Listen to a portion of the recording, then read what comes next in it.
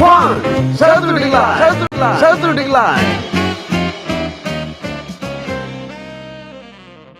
Pakiayos natin mga kapitbahay ang ating mga orasan. Saan man tayo nandoon sa mga sandaling ito kung kayo nandyan sa Alaska. Ang oras natin ay ganap ng alas 5 ng madaling araw, Alaska. Samantalang sa New Zealand alas 3 ng madaling araw. Sa Bahrain ay alas 5 naman ng hapon. Sa Spain, alas 3 ng hapon. Kasama na rin riyan ang ating mga kaibigan dyan sa London, alas 2 ng hapon. Samantalang sa Honolulu, Hawaii, alas 4 ng madaling araw. Diyan naman sa Korea, South Korea, Japan, alas 11 ng gabi. Samantalang sa Sydney, Australia, alauna ng madaling araw.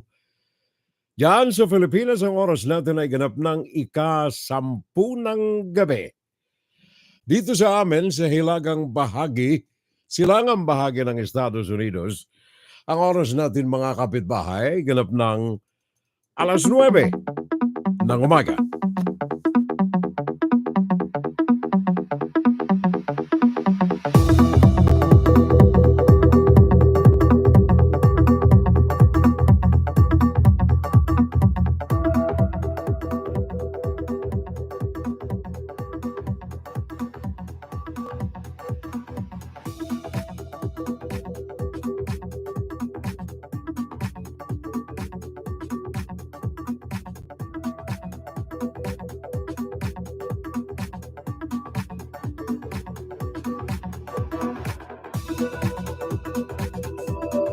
Well, magandang umaga sa mga kapitbahay natin. Ano man ang ating mga pinagkakaabalahan sa mga sandaling ito, welcome na muli sa ating Fun Saturday. Araw ng Sabado ngayon, ika-25 ng buwan ng Nobyembre. Actually, ito na yata ang pinakahuli na Sabado sa buwan na ito ng Nobyembre, and next time, Xmas na. Welcome sa ating Fun Saturday Live. Ang inyong abang lingkod, Furel, salvo po lamang. Paring Rory San Miguel, good morning. Sabi niya, good morning, Furel. And good morning sa lahat again. Thank you, pare ko. Welcome to Saturday Live. And of course, si Leonor Curata. Arigato. Nandiyan siya ngayon sa YouTube. Thank you, Mariko. Good morning. Good evening in Japan. And of course, paring Raymond Aguirre, good morning. Diyos maray na aga. Diyos maray na banggi. How are you? Meron tayong mga nagbabadyan na sama ng panahon dyan sa iba't ibang panig ng ating Luzon, Visayas, and Mindanao. Kaya ingat na lamang tayo mga mariko, mga pariko. Ingat tayo yung mga bata, wag nating papayagan na ikangay maglamyerda sa mga ilog sa mga biglaan na lamang na bumubuklaw. Bigla na lamang na lumalalim ang mga kailugan natin. Gawa nitong mga biglaang mga pagbuhos ng ulan.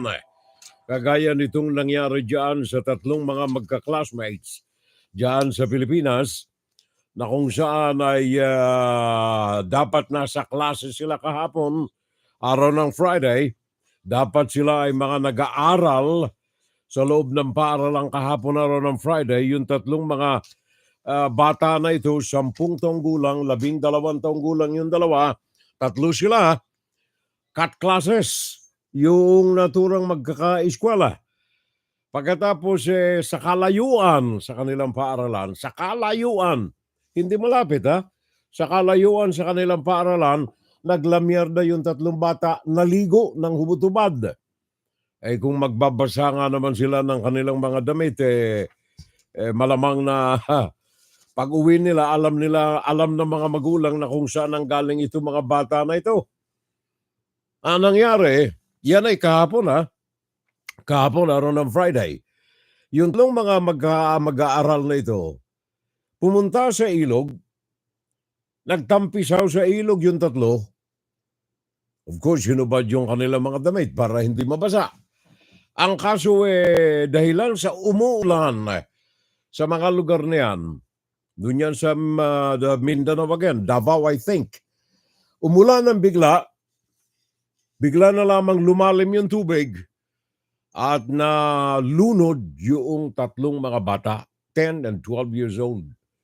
Kaya ingat tayo riyan mga kapitbahay, Ingat na lamang tayo yung mga anak natin, baka kung sakaling alam natin na sa paaralan, medyo paminsan-minsan dinadalaw natin ang biglaan. Puso ko sa bayan ko. Para na pag-aalaman natin kung ano ang kanilang mga ginagawa, kumusta ang kanilang mga pag-aaral, makipagpuntahan paminsan-minsan kay ma'am o kaya kay teacher para nalalaman natin kung ano ang mga nagaganap sa loob at labas ng paaralan sa ating mga anak. Dito sa amin kung tawagin ay Black Friday. Kahapon na rin ng Friday and ngayong araw na ito, araw ng Sabado, at meron pa kaming Black Monday. Yan ay extension ng mga super bargains sa mga groceries, mga bazaars, mga malls sa iba't ibang panig ng Estados Unidos. Yan ang Black Friday. Hindi lamang sa mga malls matatagpuan ito, kundi sa mga internets. In fact, nakuha ko rito ang ilan sa mga pangunahing mga malls at mga outlet stores na nangunguna ngayon sa mga online at mga walk-in na mga clientele sa mga malls and then sa mga online selling centers. Gaya halimbawa nitong Amazon. Ayon sa report na natanggap natin as of now, ito kaakibat ng kanilang Black Friday kahapon. Ang kanilang bestseller ay yung mga AirPods. From $80, AirPods, and then Roomba. Ito yung mga panglinis sa sahig na hindi mo na kailangang hawakan Ito yung intelligence, artificial intelligence. Roomba. From $150 pababa. Etong mga ito, bestseller ito ayon dito sa report na tinanggap natin galing dito sa Amazon. And then of course, yung mga unan.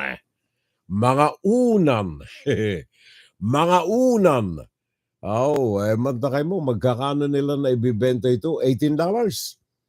From $15 to $18. Pakinggan si Fiorel Salvo tuwing Sabado dito sa FGS Web Radio para sa mga Pilipino. At yung mga unan na yan, hindi ordinaryong unan, Yung mga may tinatawag silang artificial intelligence na unan. Alda mo, artificial intelligence tayo, parang landing, Fernando Constantino, good morning, bro! At sa lahat daw ng mga nanonood sa atin sa FSL. Thank you, pare ko, Paring Fernando Nanding Constantino. Maraming salamat.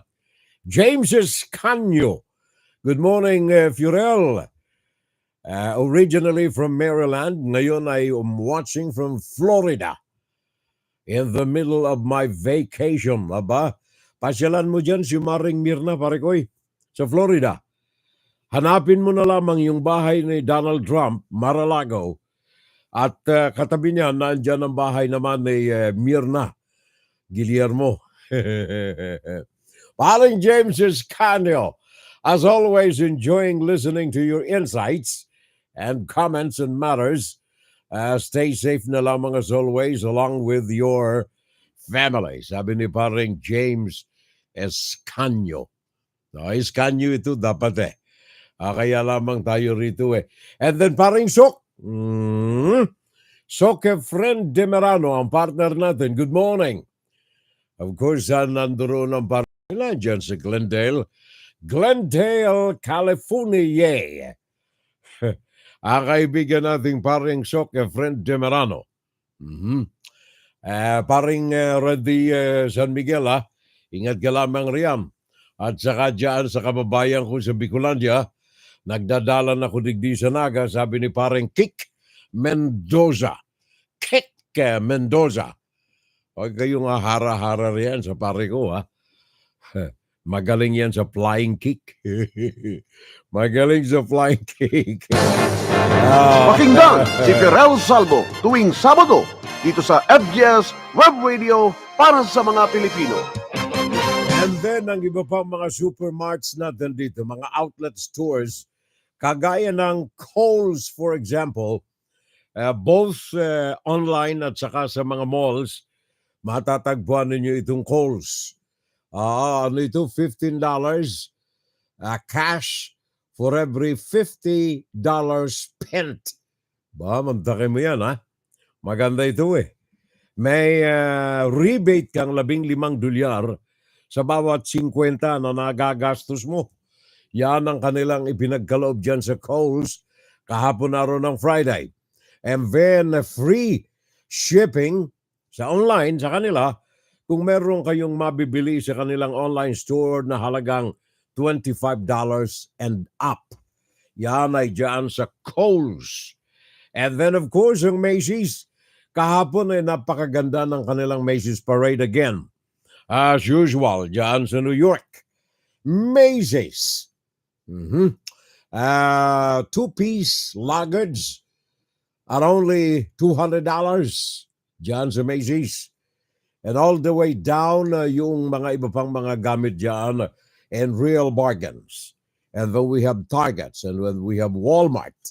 Ito yung mga pangunahing mga tindahan namin dito sa mga malls at mga supermarts na mga malalaki na nagkakaloob ng talagang down-to-earth na mga alalay sa ating mga kaibigan. Tinig ng Pilipino para sa Pilipino. Thank you! Maraming salamat. Parang June Di Valencia, good morning, ha? Sabi niya, hello, SK Furel, Viva Jesus na lamang. Thank you, pare ko eh. Parang June Di Valencia, ang aking kapatid, si Ate Nens. Hello, we are watching. Pag sinabi niyang we are watching, obligado, buong pamilya ko riyan, ha? Buong pamilya ng aking kapatid, Ate Nens. Tatawagin niya, Marcot, talika nga rito. Eve. Marising, halika dito. Manuel, Manny. Josh, dito kayo. Makinig kay Tio Fiorel.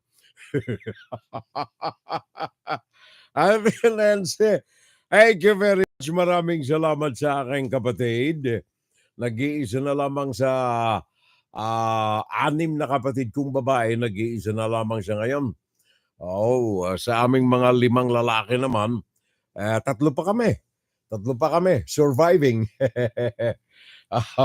Kaya hello na lamang sa aking mga siblings, sa lahat ng mga riyan. Ang aking kapatid si Kuya Edsel, laging nakikinig, sabi niya sa akin, kaya lamang tahimik lamang ako diyan sa San Jose. San Jose. Naalala ko yung kahapon nagpalabas ng nagpalitan ng mga hostages at bilanggo ang Israel at saka ang Hamas. Diyan sa Gaza, nagpalitan sila. Nagpakawala ang Israel ng 240 mga hostages kapalit ng 50 na mga hostages na galing naman sa Hamas. Isa riyan ay ang ating kababayang Pilipino na si, anong pangalan nito? Jimmy Pacheco. Ito ay isa sa mga ginawang kalasag ng mga Hamas at dinala sa kanilang tunnel sa loob ng Gaza. Kahapon ay isa lamang ito sa mga Pilipino na hostages ng Hamas. Isa sa 50 na pinakawala ng mga anong tawag nito? Oops. Nga pala ano. Oh, hindi nga pala ako okay, ano ay. Alarma yan sa akin eh. May dapat akong gawin ngayong alas 9:15 eh. Akaligtaan natin eh. But anyway, sa 50 na pinakawalang kahapon, isang Pilipinong kasama roon. At diyan ay si Jimmy Pacheco. Welcome home na lamang pare ko'y. Pagbalik diyan sa bansa. Public Service. Pag-uusapan natin mamaya sa ikalawang bahagi ng ating Fun Saturday Live, mga kapitbahay, etong mga nagaganap ngayon sa ating kapaligiran sa larangan ng politika. Why kailangang talakayin natin? Sabagat, ito po ang napapanahon na paksa na kailangan pag-usapan natin at dapat ay makagawa tayo ng ating mga sariling mga hakbangin para maging kabahagi tayo sa paglilinis ng mga injustices, karumal-dumal na mga hindi pantay na pagpapairal ng katarungan sa bansa. Kasama na riyan ang graft and corruption, ang cronyism at maraming iba pa. Second half ng ating Fun Saturday Live, mga kapitbahay. Paring Raul Villanada. Ano kaya ang gagawin nito ngayon? Paring Raul, nandyan siya ngayon sa YouTube eh. Sabi ni Paring Raul Villanada, good morning, Furel.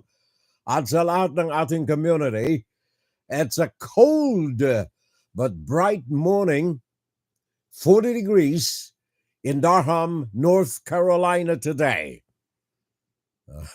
My boss, yung kanyang may bahay, is very kind to me. Sabi ni paring Raul Villanada, binilhan daw siya ng Black Friday ng mga bagong stainless na mga lutuan. Kailangan pare ko stick free ha. Yung walang dumidikit ha. Yun na ang uso ngayon eh. Kailangan walang dikitan yung mga niluluto natin riyan eh. Paring Raul Villanada, electric knife? Ba, okay ha. Sharpener pala. Akala ko knife mismo eh. Electric knife sharpener at saka, okay. Magaling. Magaling pare ko eh. Mahal na mahal ka ng asawa mo, no ha? Mahal na mahal kanyang magluto. Public Service. Ngayon ang ating Pangulo riyan sa Pilipinas, Bongbong Marcos, nandoon siya sa Tacloban, I think kahapon, ano ha? Let me see. Yan ay binisita niya kaugnay nitong mga paglindol na naganap dyan sa Mindanao. Marcos orders immediate aid to flood victims in the Visayas and earthquake victims in Mindanao. Yan ang ating balita ngayon. Nung Huwebes pala, hindi kahapon, Friday kahapon eh. Nung Huwebes ay lumipad ang presidente ninyo riyan sa bansa. Dapat ay pumunta siya ng Mindanao, kaya lang masama raw yung panahon. Kaya yung kanyang sinasakyan na helicopter o aeroplano ay hindi pwede. Kaya doon na lamang siya bumaba sa Tacloban City, ang lugar ng kanyang nanay. Binisita niya ang Katarman, Northern Samar at iba pang mga lugar riyan. Kasama na siyempre, nagsagawa siya ng Zoom meeting sa mga public officials, local public officials sa Visayas and Mindanao, galing sa bahay ng kanyang mama diyan sa Tacloban City. Meron tayong report galing kay Nel Maribuhuk ng UNTV. Go ahead. Sa situation briefing sa Tacloban City, iniutos ng Pangulo ang agarang pagbibigay ng tulong sa mga nasa evacuation centers at maging sa mga nasa bahay pa Partikular na ang pagtitiyak na makakakuha sila ng food packs at sapat na inuming tubig. Papunta sana ang Pangulo sa Katarman kahapon, ngunit dahil sa sama ng panahon ay sa Tacloban City na lamang siya nagsagawa ng situational briefing kasama ang summer officials sa pamamagitan ng video conference. Matapos ang situational briefing sa Tacloban, bumisita naman ang Pangulo sa General Santos City upang personal na makita ang kondisyon ng mga biktima ng lindol. We are still in the assessment stage dahil patuloy pa rin yung mga aftershock. So pati yung mga rebuilding, hindi pa natin pwedeng simulan dahil nga may aftershock pa. Ang problema sa lindol, walang forecast. Hindi natin alam kung ano yung mangyayari.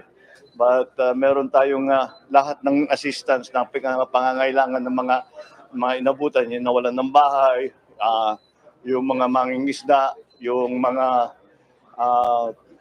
na-injure, lahat yan patuloy ang bigay ng DSWD ng assistance. Ayon sa Department of Social Welfare and Development, ₱1,000 ang 2,000 tricycle bilis mula sa munisipalidad ng Malapatan at Glan sa Sarangani at General Santos City ang nakatanggap ng ₱10,000 para sa kanilang tahanan na totally damaged. ₱5,000 naman para sa partially damaged houses. Noong Biyernes, niyanig ng 6.8 magnitude earthquake ang Sarangani Province. Nel Maribuhok, UNTV News and Rescue, Diyos aming sandigan, serbisyo publiko ang aming pinahalagahan. Thank you, Nel. Maraming salamat. Salamat. And also kay Erwin Sabio. Palagay ko, Bicolano itong si Erwin eh. Ang dami naming mga Bicolanong Sabio roon eh. Erwin Sabio. Tahimik lamang siyang nanonood sa ating palatuntunan. And of course, paring Fernando Diego Constantino, nandoon na siya sa kabila, nandirito pa sa Facebook ha. Dala-dalawang pinanunuuran sa atin ni paring Nanding eh. Fernando Diego Constantino sa YouTube at saka sa Facebook. And of course, si Maring Mirna Gil Saturday morning na lamang Furel. Early morning, blessings sa lahat. And good morning every morning, Brother June D.T. Valencia.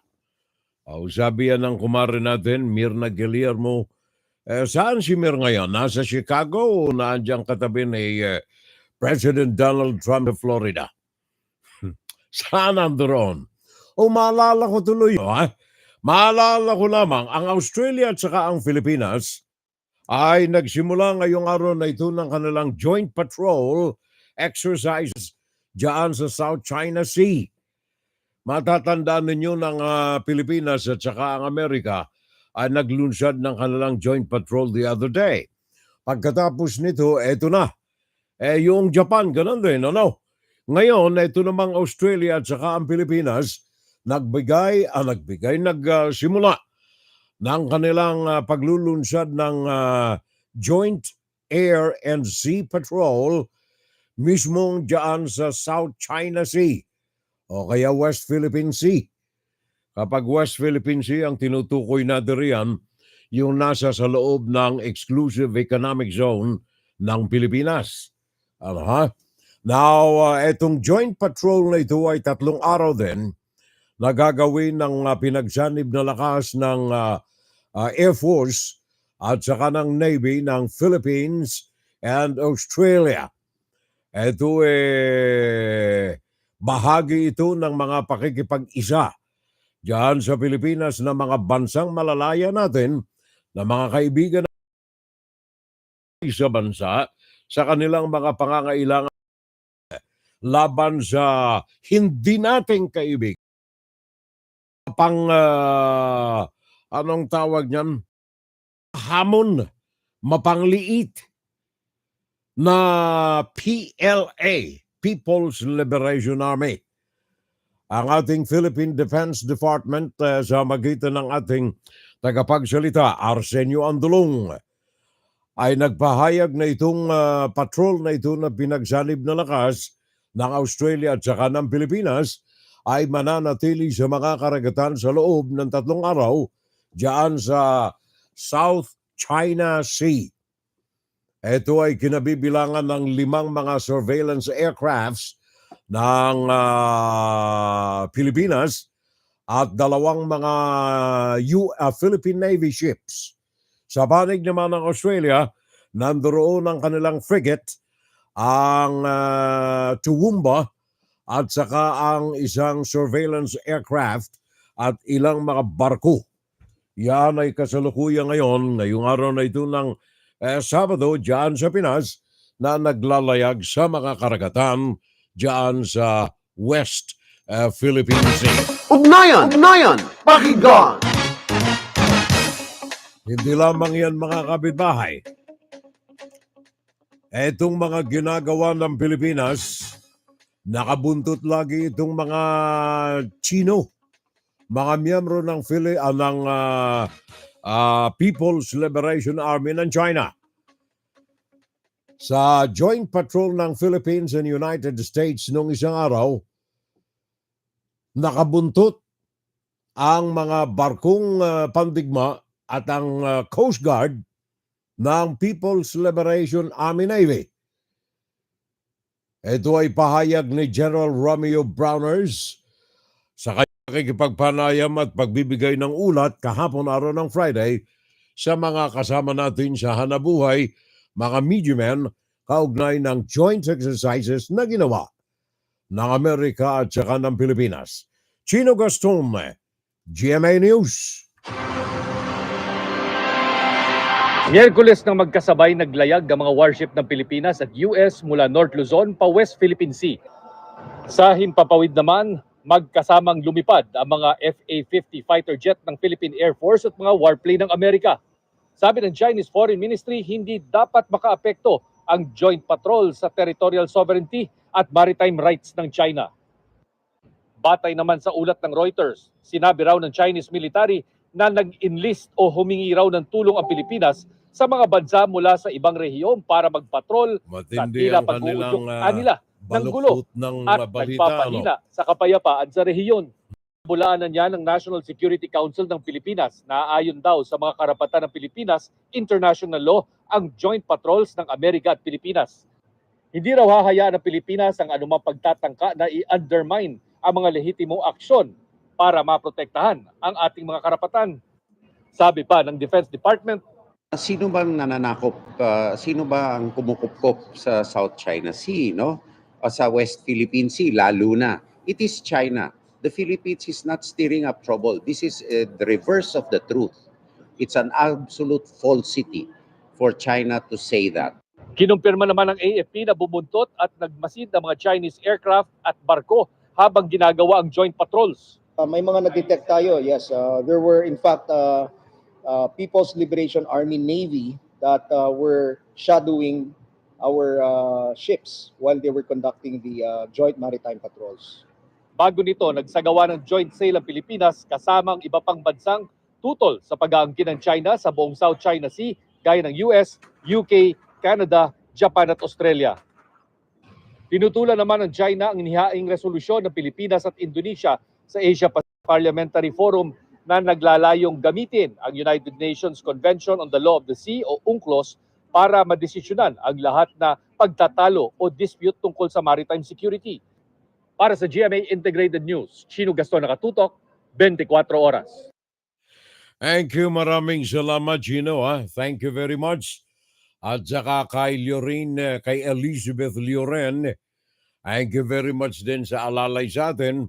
Kay Leonor Curata, nandito rin siya sa Facebook. Kanina nanoon siya sa YouTube, ngayon nasa Facebook. Ang ating kaibigan yan, sa talay may nakatakip sa aking ineryo. And of course, paring Kik Mendoza. Good morning na lamang, at saka good evening nga pala. Nasa Pinas nga pala itong kaibigan natin. Good evening na lamang sa kanila. Nabanggit sa report ni anong tawag niya, ni Chino Gaston. Etong tungkol dito sa conference, inilahad ng mga Pilipinong mga senador sa mga mambabatas mula sa Asia Pacific nations ang kalagayan ng Pilipinas diyan sa West Philippine Sea. Ito'y sa kasalukuyang isinasagawa na Parliamentary Forum ng COC diyan sa Pilipinas.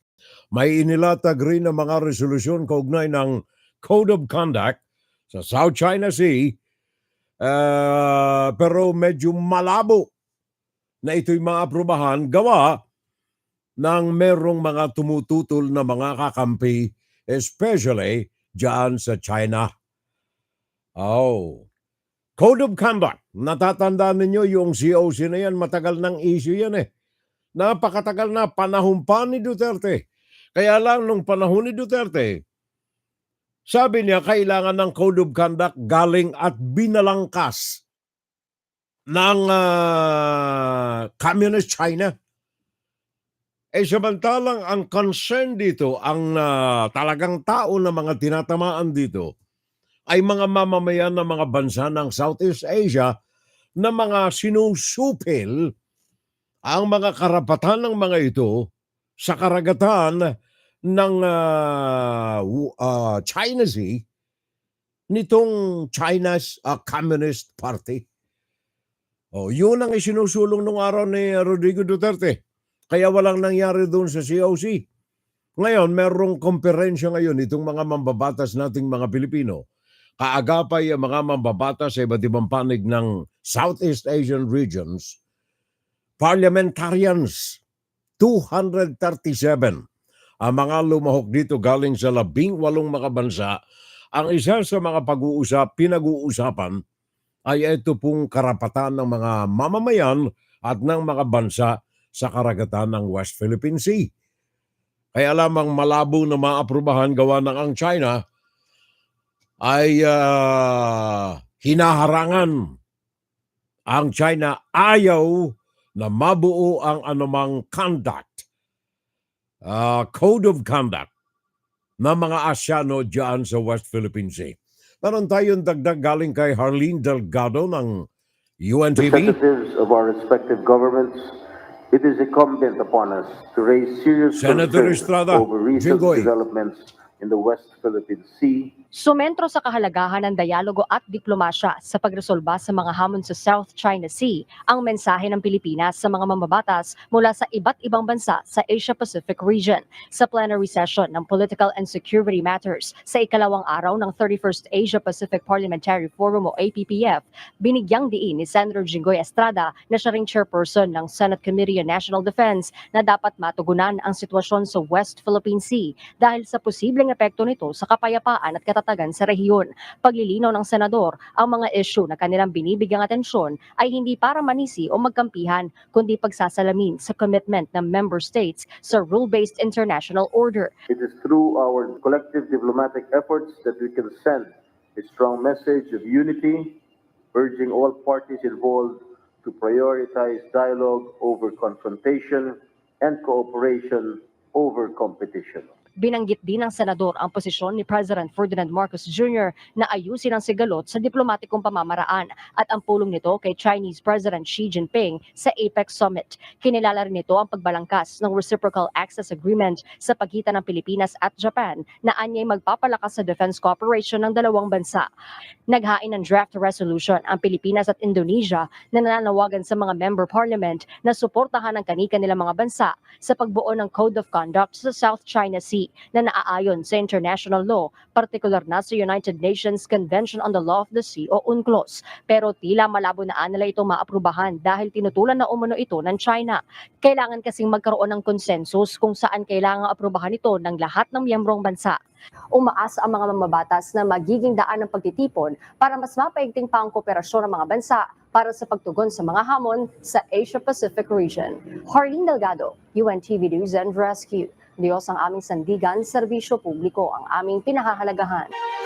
Thank you very much, Harleen Delgado. Salamat. At kay paring Daniel Razon ng UNTV, maraming salamat. Ika ngay sa mga alalay na ipinagkakalob sa atin. So yan, napakinggan ninyo mga kababayan. Yung mga bagay-bagay na yan nakapagkasangkot ang China, siguruhin ninyo na mapupudpud ang mga dila natin, walang mangyayari. Kaya kailangan sa kasalukuyang administrasyon ng BBM, kailangan na ipagtibayin natin ang mga panukala at anumang mga adikain upang isulong natin ang karapatang mga Pilipino, especially sa mga pinag-aagawan. Actually, hindi pinag-aagawan ito eh. Maling terminolohiya eh. Ang pananakop ng China sa mga lugar na nasa jurisdiksyon legal ng Pilipinas. Itong China, walang magawang magaling ito sa bansa natin eh. Diyan sa Pinas eh. Tingnan na lamang ninyo. Criminalities, pogo. China ang number 1 riyan. Smuggling ng mga agri-products, ng mga prime commodities sa bansa. China ang kaakibat niyan. Sino ang mga katuwang nito? Mga Filipino-Chinese na mga negosyante na may pangangapital kahati ng Chinese Communist Party. Maraming mga kaliwas-wasa, mga kabalbala na mga nagaganap diyan sa Pilipinas na ang katuwang sa mga criminalities na ito ay mga tao na naandyan sa mainland China. I am here in West Palm Beach, sabi ni Maring Mire, sa Florida. Very nice weather na lamang daw, no complaints. No matter where I go, whether close to home or far away, even feelings of loneliness, surely I'm with your program every every Saturday. Thank you, Maring Mir. Maraming salamat, ha? Sabi niya, wherever I am, no matter where I go. Oh, whether close home o kaya far away from home, even with that sadness of feeling. Kaagapay siya ng ating Fun Saturday Live. Ay, Mariko, maraming salamat. Thank you. Malalampasan natin yan. Ika nga'y pananampalataya kapal. Ang kailangang kalasag natin sa anumang mga damdamin ng pagkasipayo o kaya ng kalungkutan. Tapatan natin ng matapat na pagdarasal. Marikoy, di ba? Kagaya na lang nitong pag nakakatanggap ako ng mga balitang kagaya nito. 21 million smuggled na mga sigarilyo. Wag na nating itanong sino na naman ang may gawa. Chinese na naman eh. 7 mga Chinese. Kasama yung mga katulong ng mga Pilipino, 27 Pilipino eh. Gumagawa sila ng mga peke ng mga sigarilyo, nagkakahalaga ng 21 milyong piso. Kahong-kahong ng mga sigarilyo. Peke. Pagkatapos yung mga sigarilyo na ito, para makapagsingil sila ng mataas, yung ginagamit nilang labels, ang mga pangalan ng mga kilalang kilala at pinakang paboritong sigarilyo ng mga Pilipino diyan sa bansa. 27 million worth ng mga sigarilyong palsipikado. Ginagawa diyan sa Pilipinas, diyan sa Batangas, ng mga Chino na ito. Isang nangalang Charlie. Isang nangalang Zhu. Isang nangangalang Juan, Huan, isang nangangalang Li, isang nangangalang Vohai. Hindi Fatay, ha? Vohai ito eh. At saka isang nangangalang Shap, at saka isang nangangalang Yao. Mga Chinese. Hindi ako marunong manakalok eh. Chinese ako from China. Mantakay mo yan. Illegal. Manufactured na ginagamitan nila ng mga labels ng mga pangunahing mga sigarilyo diyan sa bansa.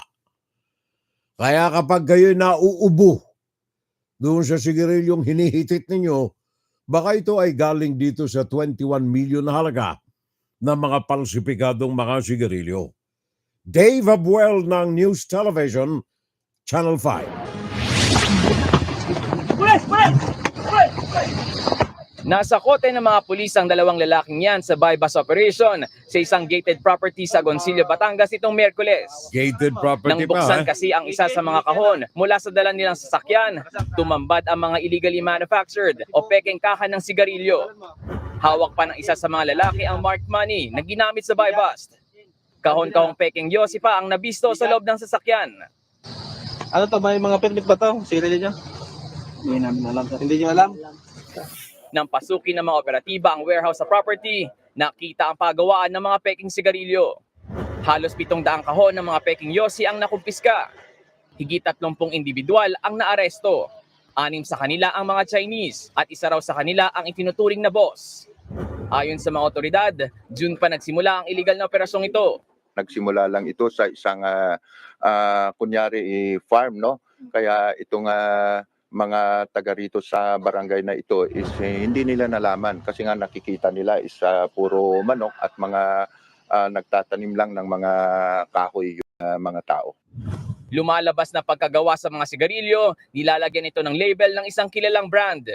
Yung iba kung makikita nyo, wala pa itong label, no? So pagdating ito sa point of destination nila, nilalagyan nila ito ng markings and nilalagay nila sa isang kahon na ang nakalagay dun sa kahon na yon ay brand ng isang kilalang sigarilyo. Ang ilan sa mga ito, sa Visayas at Mindanao ang destinasyon. Sa tansya ng Bureau of Internal Revenue, aabot sa 20 million pesos ang halaga ng nasa bata peking sigarilyo. Wala po kasing documentary stamp tax yung product po nila. Yung documentary stamp po na nakita namin dyan ay from foreign country, hindi po from the Philippines. Sabihin mo lang Nagbabalita from mula sa China. Frontline, Dave Abuel, News 5. Etong mga nasa gobyerno natin, I don't know kung anong kinatatakot ng mga ito eh. Isa pong foreign label. Huwag mo nang ganyan sabihin mo na Chinese. Kaya hindi tayo mapanutor yan eh. Sandamakmak ang mga public officials natin na hindi marunong gumanap sa kanilang mga tungkulin. Vice Presidente na nga, hindi pa marunong sa kanyang tungkulin eh. Nakaka2 taon na. Ang tamang pagsipilyo ang dapat na gawin ng mga mag-aaral. Vice Presidente. Antakay mo yan. Hindi lamang by the way, sigarilyo ha. Ito ipaalala natin kay paring Jeffrey Espinaciao. Good morning. Pare Koy, good morning ka rin. Have a good FSL program today. Shout out sa lahat ng ating mga kakampink sa kilusan kontra China, pare ko. Ito, pakinggan ulit ninyo ha. Paring Jeff, yung kaibigan mo mga Chinese na naman galing sa People's Liberation Army. Pakinggan mo ito. Hindi lamang mga peking sigarilyo ang lumalagan na priyaan sa Pilipinas. Maging ang World Health Organization ay nagbibigay ng babala sa maraming mga peke na mga gamot ang lumalaganap ngayon, especially sa mga third world countries na kasama na riyan, lalo tigit sapagat malapit ang Pilipinas.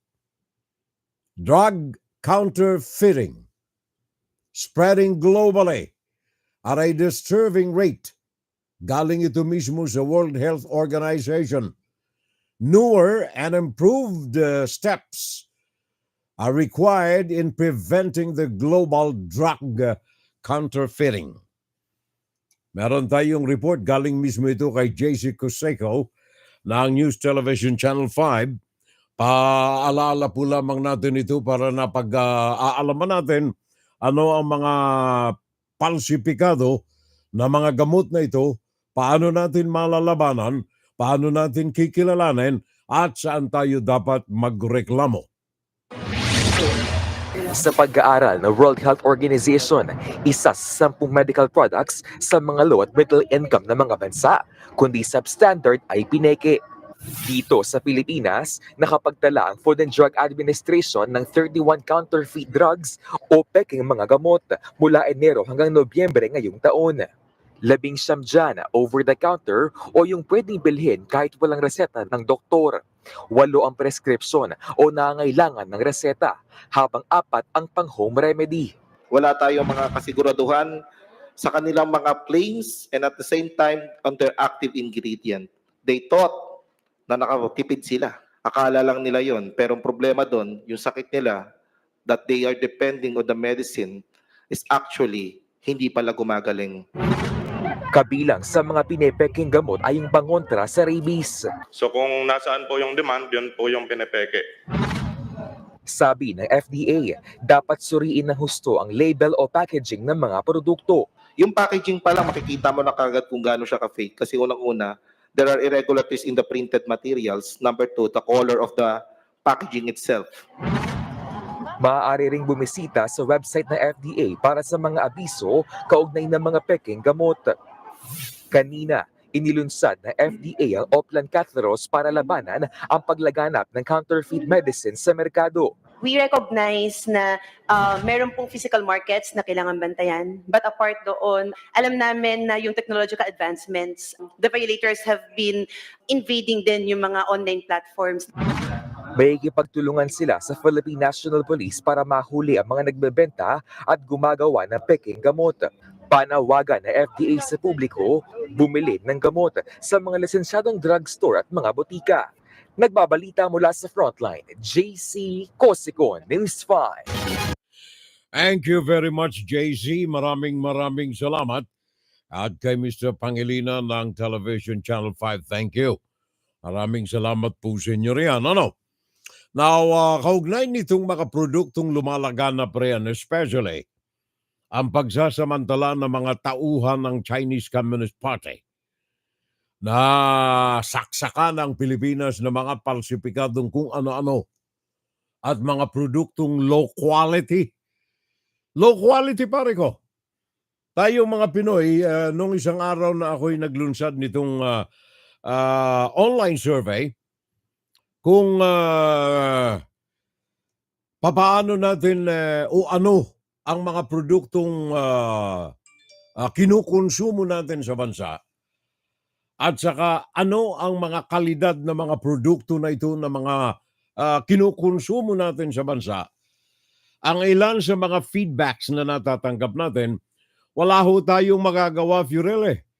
Gawa ng sa mga merkado natin dyan sa bansa, wala ho mga produkto riyan na galing sa ibang bansa, kundi lahat ay Chinese. Kaya kung may kailangan tayo, mura ang mga nabibili natin, made in China. Yun din ang mga laganap sa lahat ng mga merkado, palengke, mga bazaars, malls, dyan sa nagsagawa tayo ng ilang mga pananaliksik. Maraming mga American outlet stores ang naandyan sa mga mall. Sa bansa, SM, yung Ayala Mall, yung ano pa ba yung Festival Mall. Nangyari, maraming mga malalaking mga malls dyan ang nagtataguyod ng mga produkto galing sa Europa at mga Amerika. Yaan ay mga high-end na mga products, mga high quality. Simula sa mga damit at kung ano-ano pa, sapatos, elektroniko, lahat na. Japan high quality. Ang hinahanap lang kasi natin, murang halaga. Bakit? Sabagat yun ang ating nakaugaliang bilhin. Bakit? Sabagat yun ang kaya ng bulsa natin. Bakit yan ang kaya lamang ng bulsa natin? Sabagat ang mga politiko natin, ayaw tayong umasenso sa maabuhay. Niayaw tayong pag-aralin ng matino. Tingnan na lamang ninyo, Sekretaryo ng Edukasyon, wala namang alam yan sa larangan ng edukasyon, pero Secretary of Education. Bakit? Alinsunod sa mga programa ng mga politiko natin na huwag kayong magkaroon ng malawak na kaalaman. Tama na sa inyo ang grade 3. Bakit? Sabagat kayo'y namamaniobra ng mga politiko na ito na pagdating ng eleksyon, kailangan kayo. Susuhulan lamang kayo ng ligo, hindi hulibo, ligo, at saka salup ng bigas. Yun ang kapital ng mga politiko natin. Hindi natin nilalahat. Pero sa ngayon, majority ng mga politiko nating nakaupo sa pwesto, congressmen, senators, mga alkalde, mga gobernador. Ang mga yan ay nariyan na lukluk sa mga pwesto dahilan sa political dynasty. Yun ang dahilan nila at saka pera. Puwera de los buenos ang karamihan dito'y nakurakot sa inyo na taong bayan. Yun ang masaklap riyan, paring Rudy, di ba? Rodolfo, Rania, Eusebio. Yun eh. Sabi ni paring Rudy, China na yata ang pinakang matigas ang ulo sa buong mundo. Hindi marunong na rumispeto sa desisyon ng UNCLOS. Ang usapin sa West Philippine Sea, ginagawa ang mga illegal na mga brands na mga produkto ng sigarilyo, ng gamot, pagkain, mukha yatang unti-unti tayong pinapatay ng mga ito. Sabi yan ni parang Rudy Rania Eusebio. Kilos na lamang sila sa press release at pag tinanong, ang mga isasagot ay pag-aaralan natin. Yun ang mga public officials natin. Yun ang masaklap, kababayan eh. Yan ang totoo eh. Matagal ko nang isinisigaw dito at hari naman itong presidente ninyo ngayon, either legally or illegally na nakaupo sa pwesto. Ika ngay tanggapin na muna natin for a while hanggang walang resolution yung TN Trio sa Supreme Court. Tanggapin natin. Sabagat whether we like it or not, nandiyan nakaupo yan, nandiyan ang mando galing sa kanya. So far, itong kanyang foreign policy, sa akin aprobado ito eh. In fact, ang presidente namin dito, Joe Biden, personal na siyang nagmamando ngayon ng economic team na ipadadala riyan sa Pilipinas sa buwan ng Marso, this coming March 2024. Personal na minamando yan ni Joe Biden. Bakit? Sabagat gusto niyang pasukin ang Pilipinas ng mga produktong galing dito sa Amerika. Itaboy na natin ang made in China, walang kakwenta-kwenta. Mantakay mo nung isang araw. May nagpadala sa akin dito ng litrato.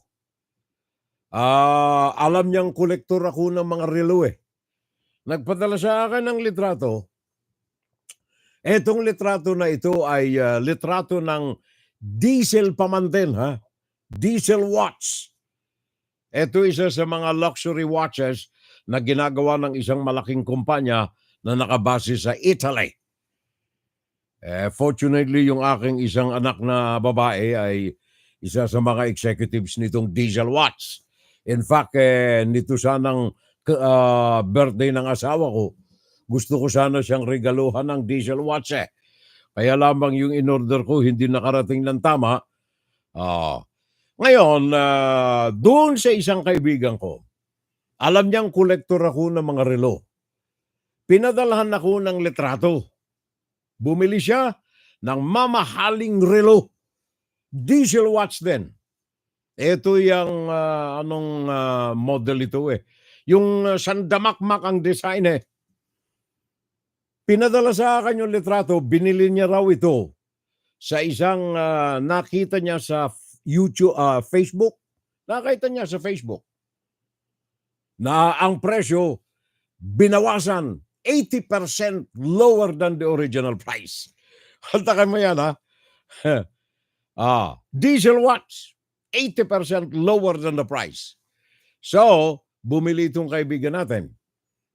Nabili niya dito sa Facebook. Kaya ito'y paalala ko rin to the management of Facebook. I hope you will scrutinize all advertisers in your web pages and see if it is genuine or fake seller. Madami mo yan. Pinadala sa akin. Yung litrato ng original na nandoon sa sa web page mismo na kanyang nakuha yung link from Facebook. Bumili siya. 80% discount daw eh. Pagdating sa kanya, excuse me, pagdating sa kanya ng relo, Yung relo baka mas maganda pa yung nabibili naming mga relo rito sa Canal Street. $7 na mga relo dyan sa Canal Street. Mamili kayo ng name brand na mga exclusive watches. $7 sa Canal. Fake from China. Yung mama na kaibigan natin, di ko nababanggitin yung pangalan Sabi niya, mas grabe pa ito kaysa sa peke Baka gawa lang ito ng mga estudyante ng fake assembly plants dyan sa China. Fake, pare koy. Hindi ko nga pala naikwento yan sa aking anak Siguro etong mga manufacturers natin, legitimate, kailangan magpadala sila ng mga representatives sa mga malalayong lugar like Philippines, for example. Sa bakat nung ako'y nandiyan, yung mga bags na mga mamahalin, mga bags, sa isang malaking supermarket mall dyan sa Pilipinas. Malaki mo mga fake. Tinawagan ko yung anak namin panganay na babae, sa bakat executive din ito sa isang fashion company. Sabi namin, baby, meron ba kayong outlet sa mga ganitong mga stalls?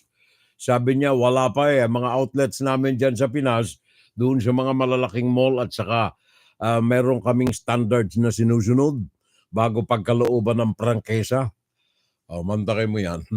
Yun, Kaya itong si Joe Biden, mga kababayan, personal na kanyang pinamamahalaan, and watch this, kayo mga nandyan sa Pinas, personal na pinamamahalaan ni President Joe Biden ang isang high-level business delegation from the United States to the Philippines, kaugnay ito ng exploration ng pagpapalago ng partnership, commercial partnership between the Philippines and the United States para magkaroon ng malawak na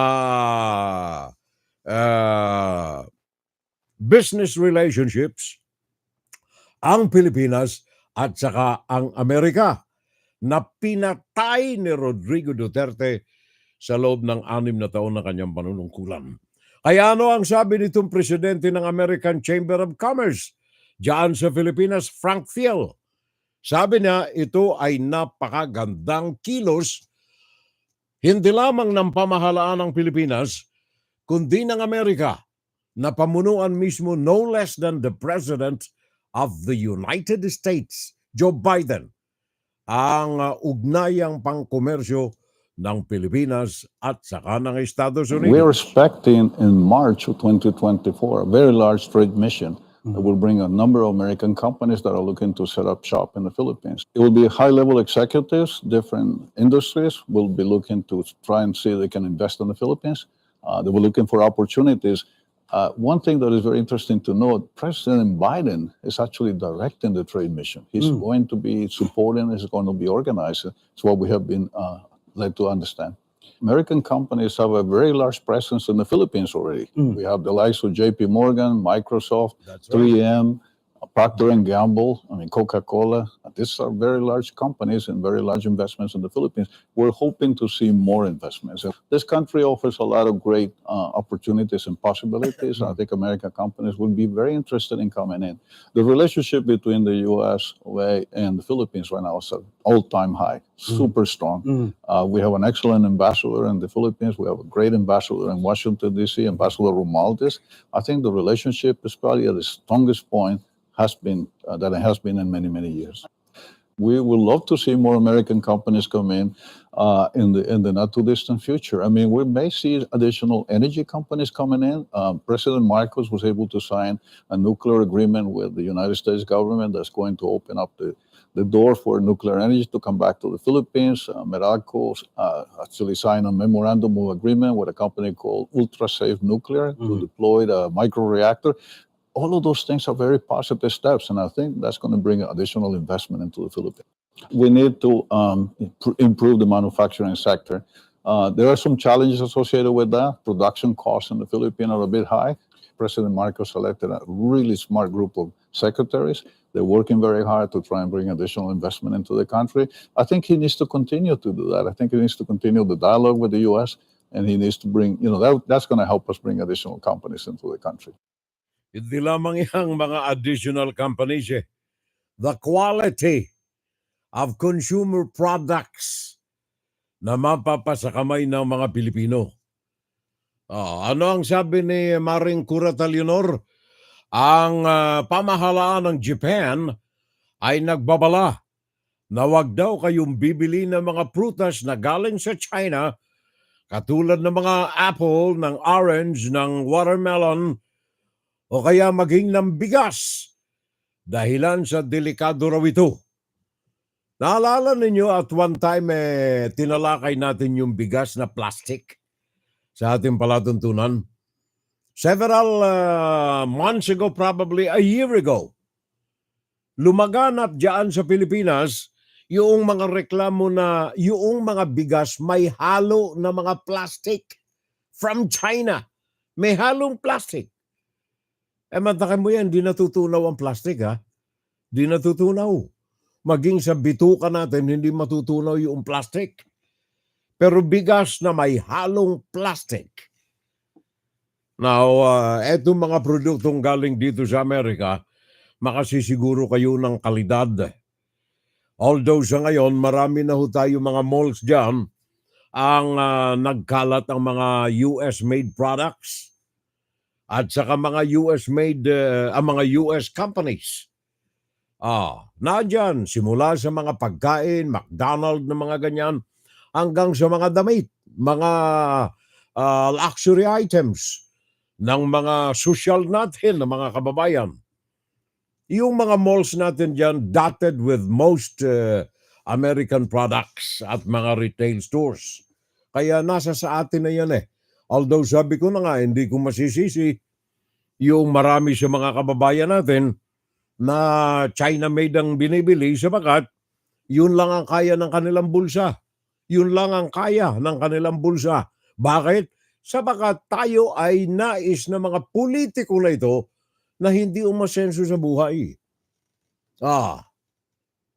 Hanggang agrikultura na lamang tayo.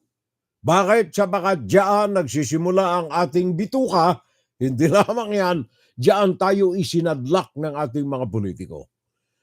One of these days, pag-uusapan natin, etong economic side, kung paano uunlad ang ating bansa. Pag-uusapan natin. Gawa ng ito'y tinalakay na natin several months ago, yung manufacturing. Dati doon tayo dapat na mag-focus ng atensyon kung tayo ay mga naandyan nakaupo sa pamahalaan, Mr. President Bongbong Marcos, manufacturing ang susi ng asenso ng isang bansa. Madalas natin ipinagdidiinan yan sa mga dyan ng totoo eh. Walang mga bansa sa daigdig na umasenso ng napakabilis, kundi yung mga bansa na ang focus nito ay industry, manufacturing. Tingnan ninyo ang Singapore. Napakaliit ng Singapore, kaya mong dakutin sa yung daliri yung Singapore eh. Napakaliit eh.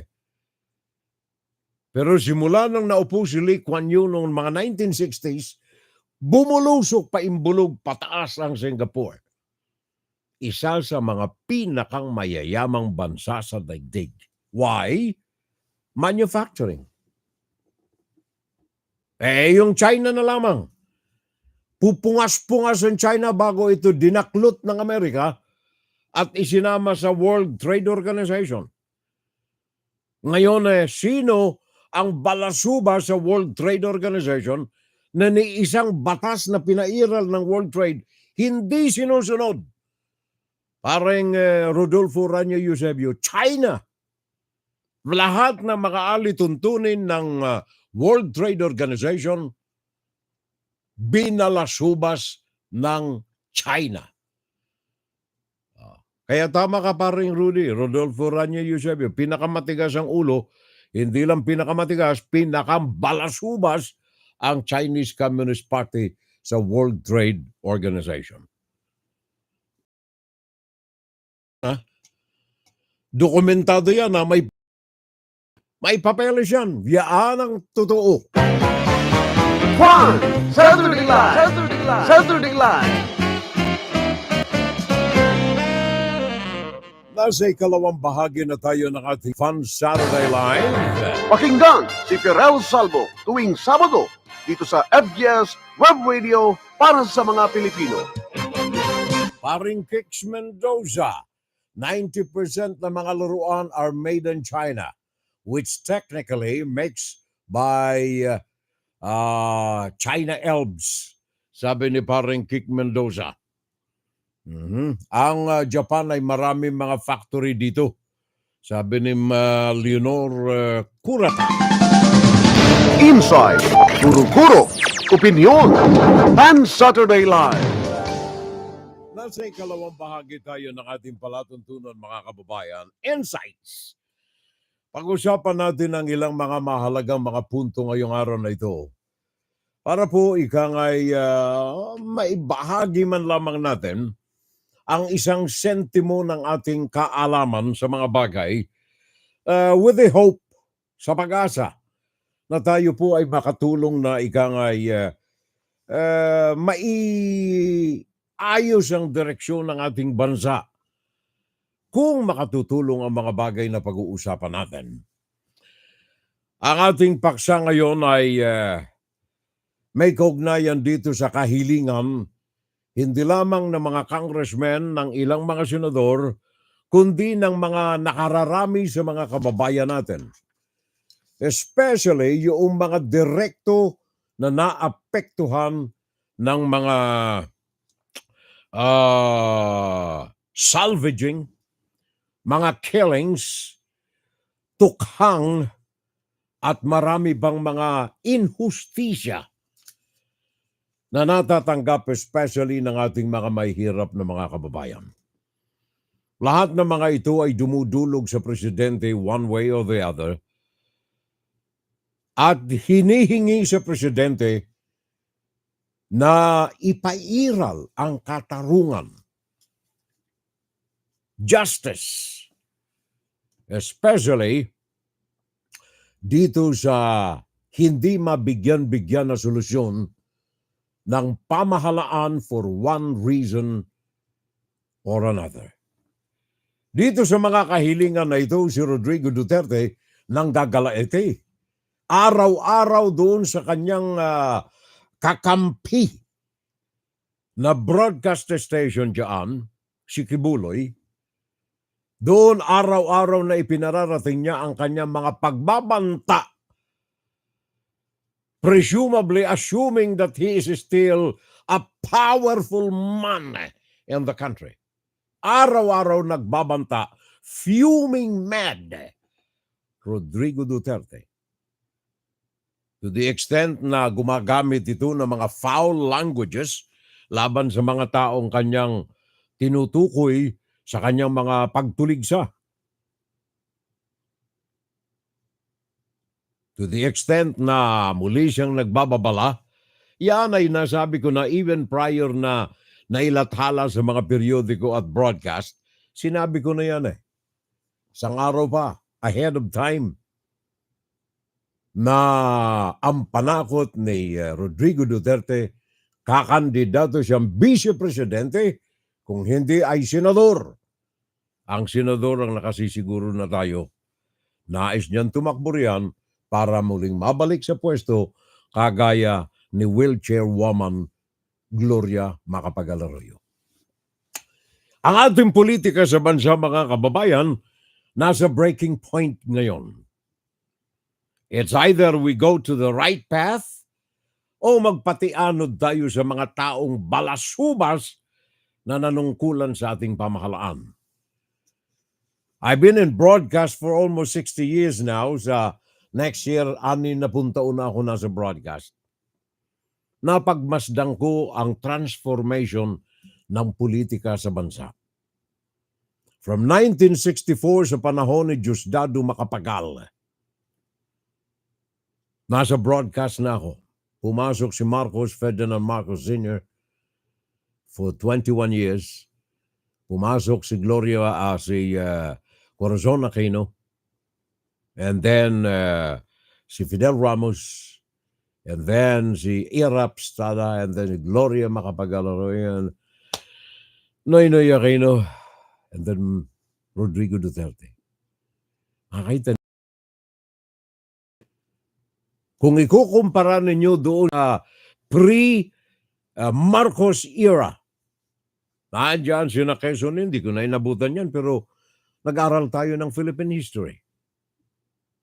Quezon, Osmeña, Laurel, Magsaysay, napakarami. Mga dikalidad, di Campanilla. Ngayon, sino ang mga nasa pwesto ngayon? I move! Okay, yun ang mga yun ang typical na example natin mga kababayan. Mr. President, with ng the ating move to accept. uri ng mga nasa pamahalaan ngayon. Panukala. Opo. Now, if you can make a motion that the body accepts the amendments in the nature of the substitute bill, Your Honor. You have to move first that the body accepts the substitute bill. I-move nyo lang po. Oh, sige na. Opo. Oh. Opo.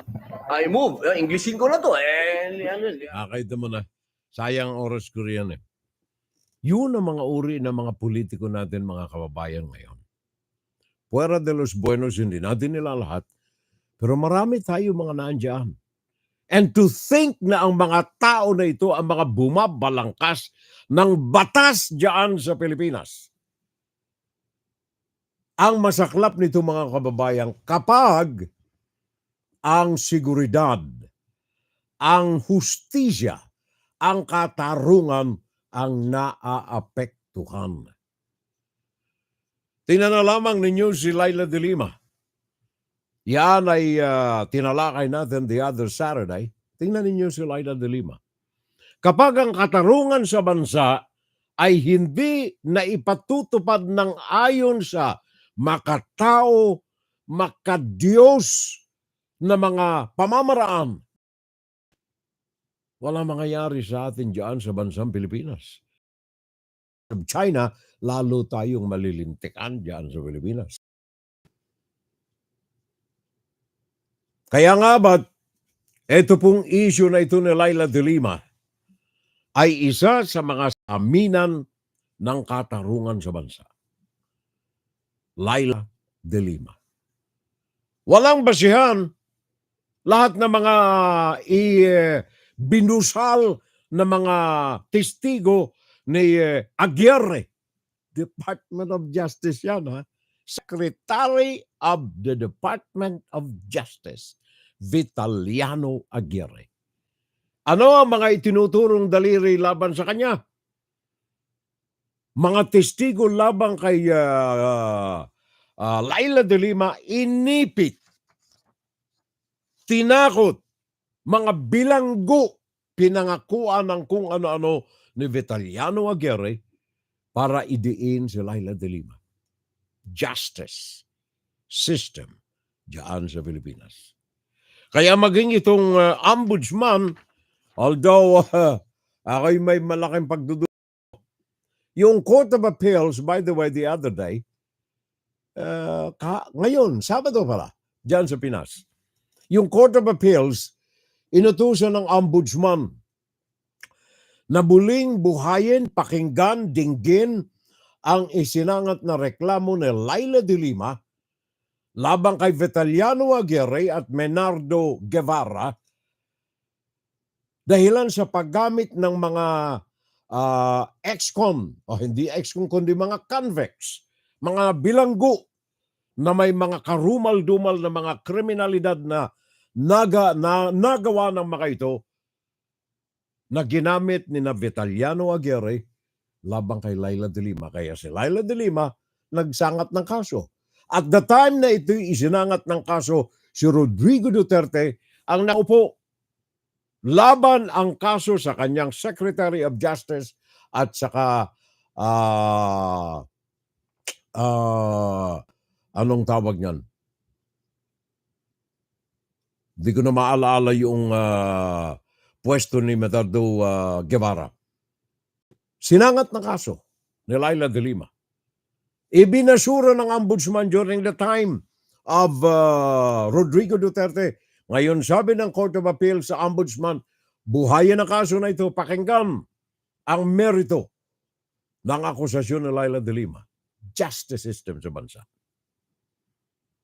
Ngayon, ang isa sa mga inilalatag na mga kahilingan, iset aside natin si Laila de Lima. Pinag-uusapan natin ang katarungan sa bansa. Tunay nga ba o hindi na makatarungan sa bansa? Tunay na nga ba na meron tayong kalayaan? Meron tayong freedom? And we have the best justice system in the world? Kung hindi man, the worst. Ay ano ang sabi ng International Criminal Court? Sabi nitong mga congressmen natin, tatlong mga congressmen natin nagsangat ng kanilang mga resolutions, hinihiling kay President Ferdinand Bongbong Marcos Jr. na buksan ang pintuan ng Pilipinas upang papasukin ang ICC, International Criminal Court, at ituloy ang kanilang investigasyon. Ultimately, pakinggan ang kaso laban sa karumal-dumal na krimen na naganap sa Pilipinas na pumatay ng ayon dito sa human rights advocates, sumaabot ng 30,000. Ayon sa mga pulis, irrespective of number, usapan natin dito. Kaya tama yung human rights, 30,000 o kaya mga pulis, 3,000 lamang, irrespective of the number, pagpatay pa rin. Injustice pa rin ang pinag-uusapan natin dito. Kaya isa sa mga isinusulong ng mga congressmen, ngayon, resolution, pakiusap. Isang formal na kahilingan sa tanggapan ng presidente galing sa mga congressmen, papasukin ang International Criminal Court. Ang sabi noon ni Rodrigo Duterte at ang sabi noon ni Bato de la Rosa, hanggang ngayon, ang sabi ni Bato de la Rosa, ang sabi rin ni Sara Duterte sa kanyang pagdefensa sa kanyang tatay. Nabibilang sila, itong dalawa na ito kasama si Senator Bongo, sa mga pangalan na nandoon sa kaso na ngayon ay nakabimbin sa International Criminal Court. Ano ang sabi ni Sara Duterte? Ang Pilipinas hindi kailangan ng International Court, hindi kailangan ng pakikialam ng mga kung sino man sa labas ng bansa. Sapagat ang Pilipinas ay may sariling justice system at ang hustisya sa Pilipinas ay pinaiiral ng matingkad kasinungalingan ng Sekretaryo ng Edukasyon. Tama makakita ng ganyan. Secretary of Education, ituturo mo sa mga nakatinghag sa inyo bilang sekretaryo ka ng edukasyon, nakatingala sa inyo at umaasang kapita-pitagan ka pagkatapos magtatakip ka ng kasinungalingan. Anong klaseng leader sa bansa meron? Sabi ni Sara Duterte, hindi natin kailangan yan. Gawa ng pinaiiral natin, meron tayong sariling matingkad na justice system sa bansa. Kung totoo yan, bakit nakakulong si De Lima ng 6-7 taon?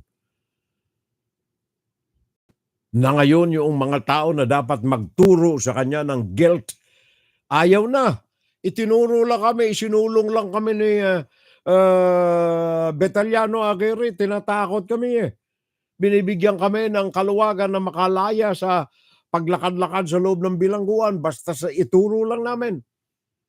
Si Laila de Lima.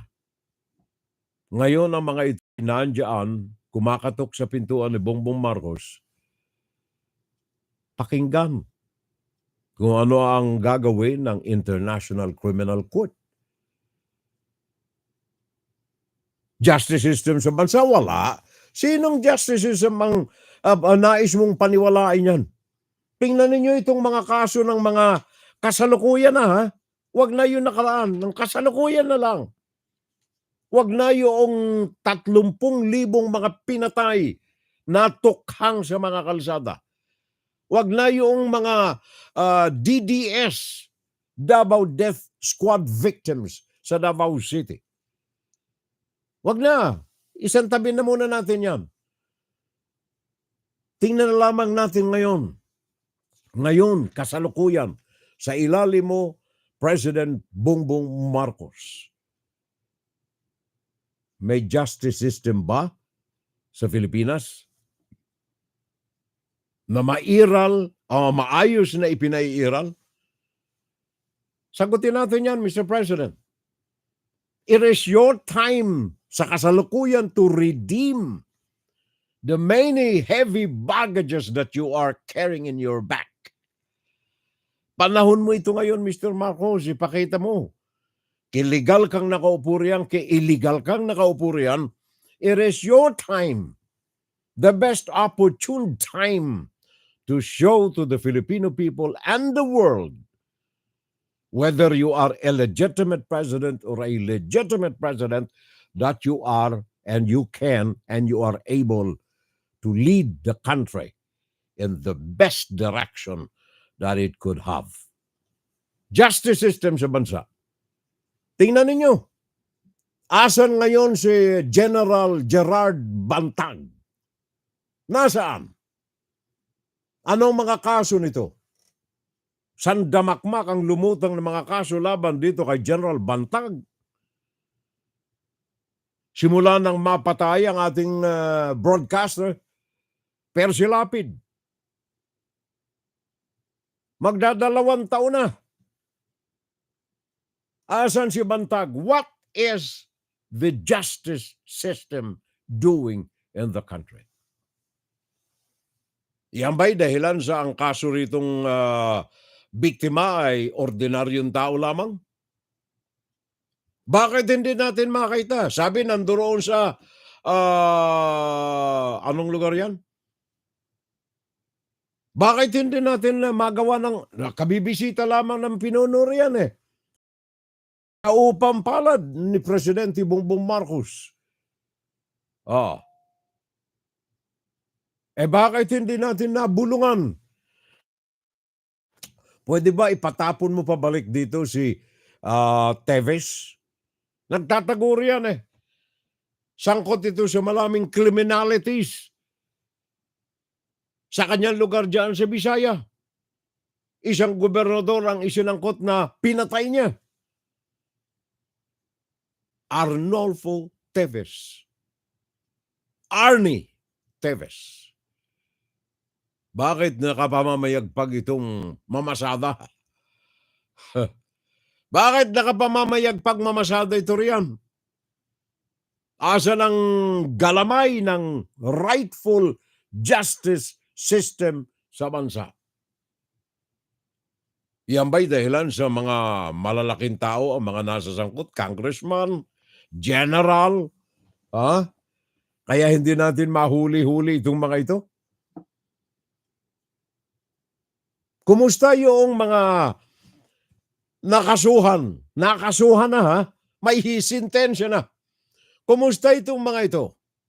Nakasuhan ng malversasyon ng pundo ng bayan. Mga kasong nasangkot sa SALN. Mga kasong nasangkot sa PDAF. Asa ng mga ito? Justice system sa bansa? Napoles, sandamakmak ang kaso na isinampal sa kanya, doon na ito mamamatay sa bilangguan. Pero it takes two to tango, kapitbahay. Hindi ka pwedeng sumayaw na nag-iisa legitimately. Kung siraulo ka, pwede ka magsayaw ng solo. Pero dito sa kaso ng mga PDAF, it takes two to tango. Samantalang sinusupal pala natin si Napoles ng sandamakmak na mga kaso at saka mga desisyon ng korte Mabilanggo ka ng ganito, ng ganyan, diyan ka na mamamatay sa bilangguan. Na napatunayan ng korte na binalasubas ni Napoles.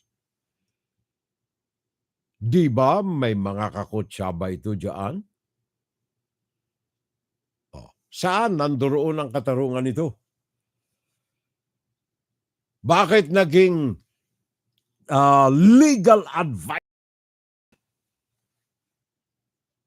Mr. Juan Enrile? Legal advisor. Sangkot ito dyan sa SALN, sa PEDAF. May mga senador tayo, mga nakaupo riyan, bakit binigyan ng mga clemency? Bakit ang mga ito'y pinatawad? Bakit binaliktad ang mga kaso ng mga ito? Samantalang yung tao na nagminaobra ng pera, yun, mabubulok. Doon na mamamatay sa bilangguan. Kung tuloy-tuloy. Di ba? Yun ay halimbawa lamang, kaya para magkaroon ng kaluwagan ng isip ni BBM at maipakita niya na iba ang kanyang pamamahala kay Rodrigo Duterte. 2 ibon sa 1 putok ito, mga kababayan. Unang-una, sa pagpayag nito na mapapasok ang ICC dyan sa Pilipinas, maimbestigahan, maipataw ang tunay na katarungan sa bansa. The real exercise of justice in the country. International Criminal Court. Hindi natin kayang ipairal ang tunay na katarungan sa bansa. Ito ang tulong. International Criminal Court. 30,000 buhay ng tao ang nakataya riyan upang husgahan kung bakit nangamatay ang mga ito.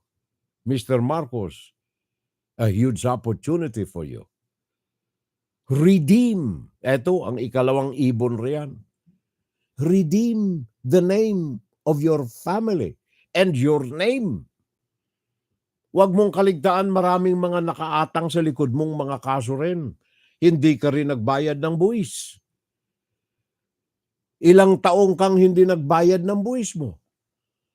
Yung mga illegal wealth ng pamilya mo.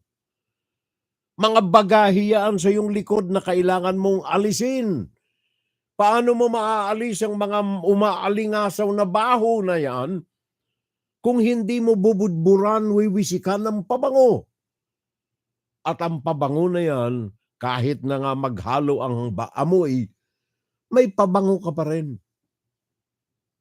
May katarungan pa rin na nandyan sa puso mo na kailangang ipairal.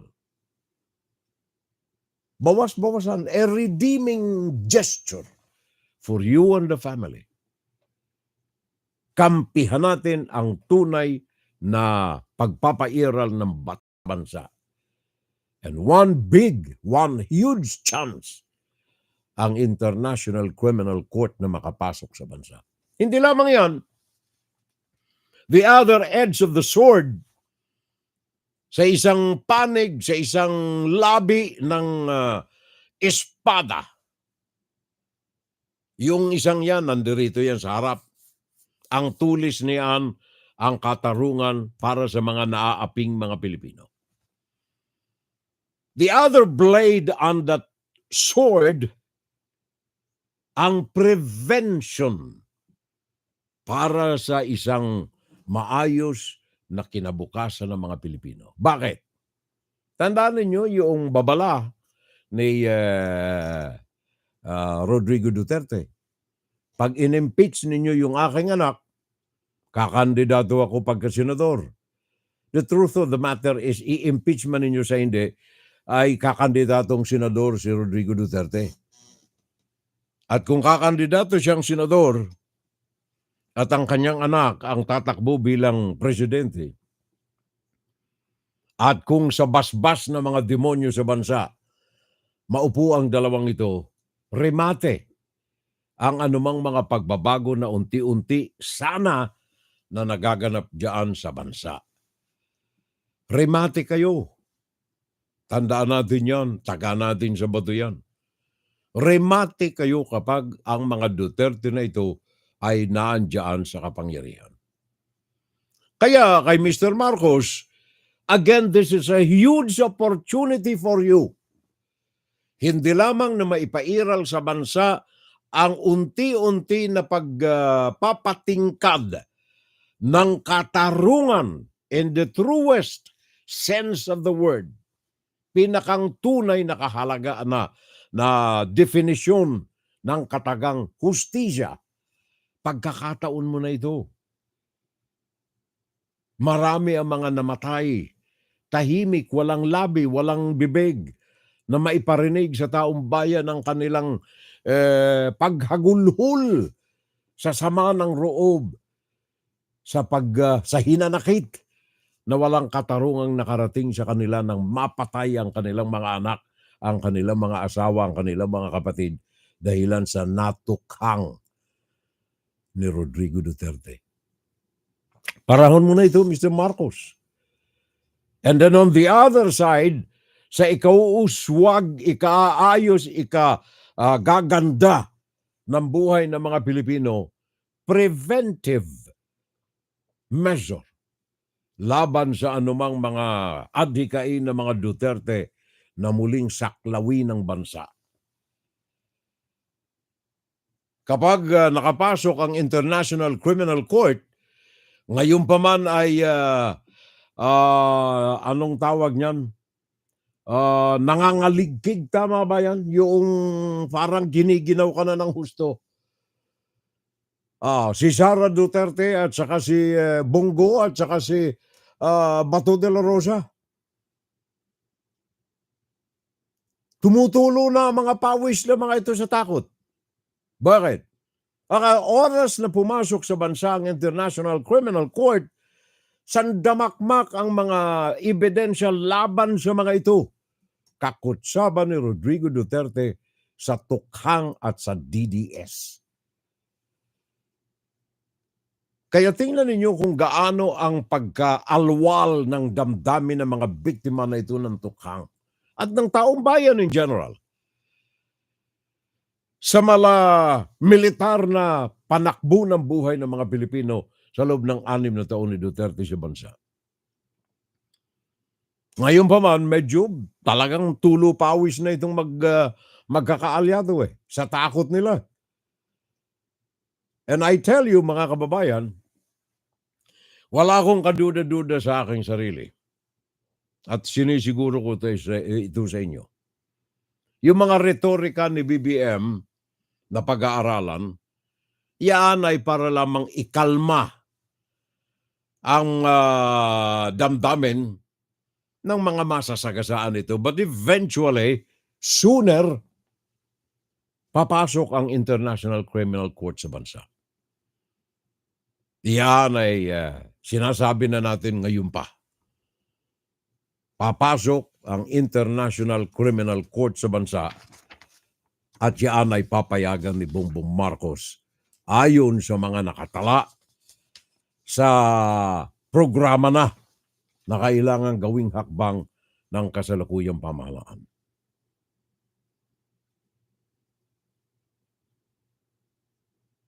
Si Laila de Lima, mga kababayan, ay isang napakamatibay na instrumento ng International Criminal Court sa anumang prosedimento na gagawin ito diyan sa bansa.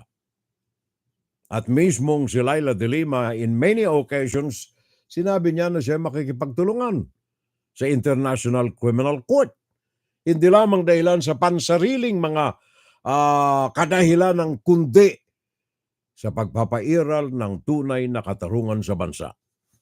Since Mr. Duterte has caused a lot of harm to this country, and especially what happened in his so-called war on drugs, his primary accountability now is with the ICC. And I've said this already in many of my interviews now, that I am willing to cooperate. I will assist in whatever capacity to build the case, the ICC case against Duterte and all others responsible for those senseless killings. And I'm volunteering my experience, if not expertise, on the matter of the Davao Death Squad, findings in that inquiry, and then also when I was the chairperson of the Senate Committee on Justice and Human Rights. My priority actually is to assist the ICC for justice for the victims, for the families of the victims of the drug war. That's my priority. So my own cases against Mr. Duterte can probably take a back seat first if really there would be some real urgency. And I hope this development now about to consider full cooperation, allowing the ICC probers to come in, which is a good development. I hope majority of the lawmakers would really vote for that measure before the House and ultimately at the Senate. Then if that happens, that is going to be full swing. Yan ang tinig po ni Laila de Lima. Hindi lamang siya magko-cooperate, kundi aalalay siya sa anumang pangangailangan ng International Criminal Court. At ako'y nagpapasalamat dito sa mga mambabatas natin. Tatlo ito na naglantad ng kanilang mga resolutions. Resolution number 1393, expressing the sense of the House of Representatives urging the Philippine government to cooperate with the investigation of the International Criminal Court of the alleged crimes against humanity committed in the Duterte administration bloody war on drugs campaign. And then House Resolution number 1477, urging the appropriate Philippine government departments and agencies to extend their full cooperation to the office of the prosecutor of the International Criminal Court with respect to its investigation of any alleged crime within the jurisdiction of the ICC, including but not limited to the crime against humanity of murder committed in the Philippines in the context of the so-called war on drugs campaign. At isa pa, House Representative 1482, urging the appropriate Philippine government departments and agencies to extend full cooperation to the Office of the Prosecution of the International Criminal Court. Yan ay tatlong mga resolusyon na galing po sa korte. Sabi ko na nga kanina, nararapat lamang itong mga ganitong uri at maging sa Senado. I don't know why. Although ceremonial lang itong mga resolutions na ito. And ultimately, it is the President ang magbibigay ng desisyon. But, kahit na ito'y mga komplementaryo lamang, ito'y pagpapaabot ng damdamin ng mga tao na ito sa Kongreso natin. Showing their interest in the implementation of correct justice in the country. Tahimik yata ang Senado ngayon. Wala akong naririnig. Yan ba'y dahilan sa marami rito ang mga apektado rin? Robin Padilla, Bungo, Bato de la Rosa, marami sa kanila.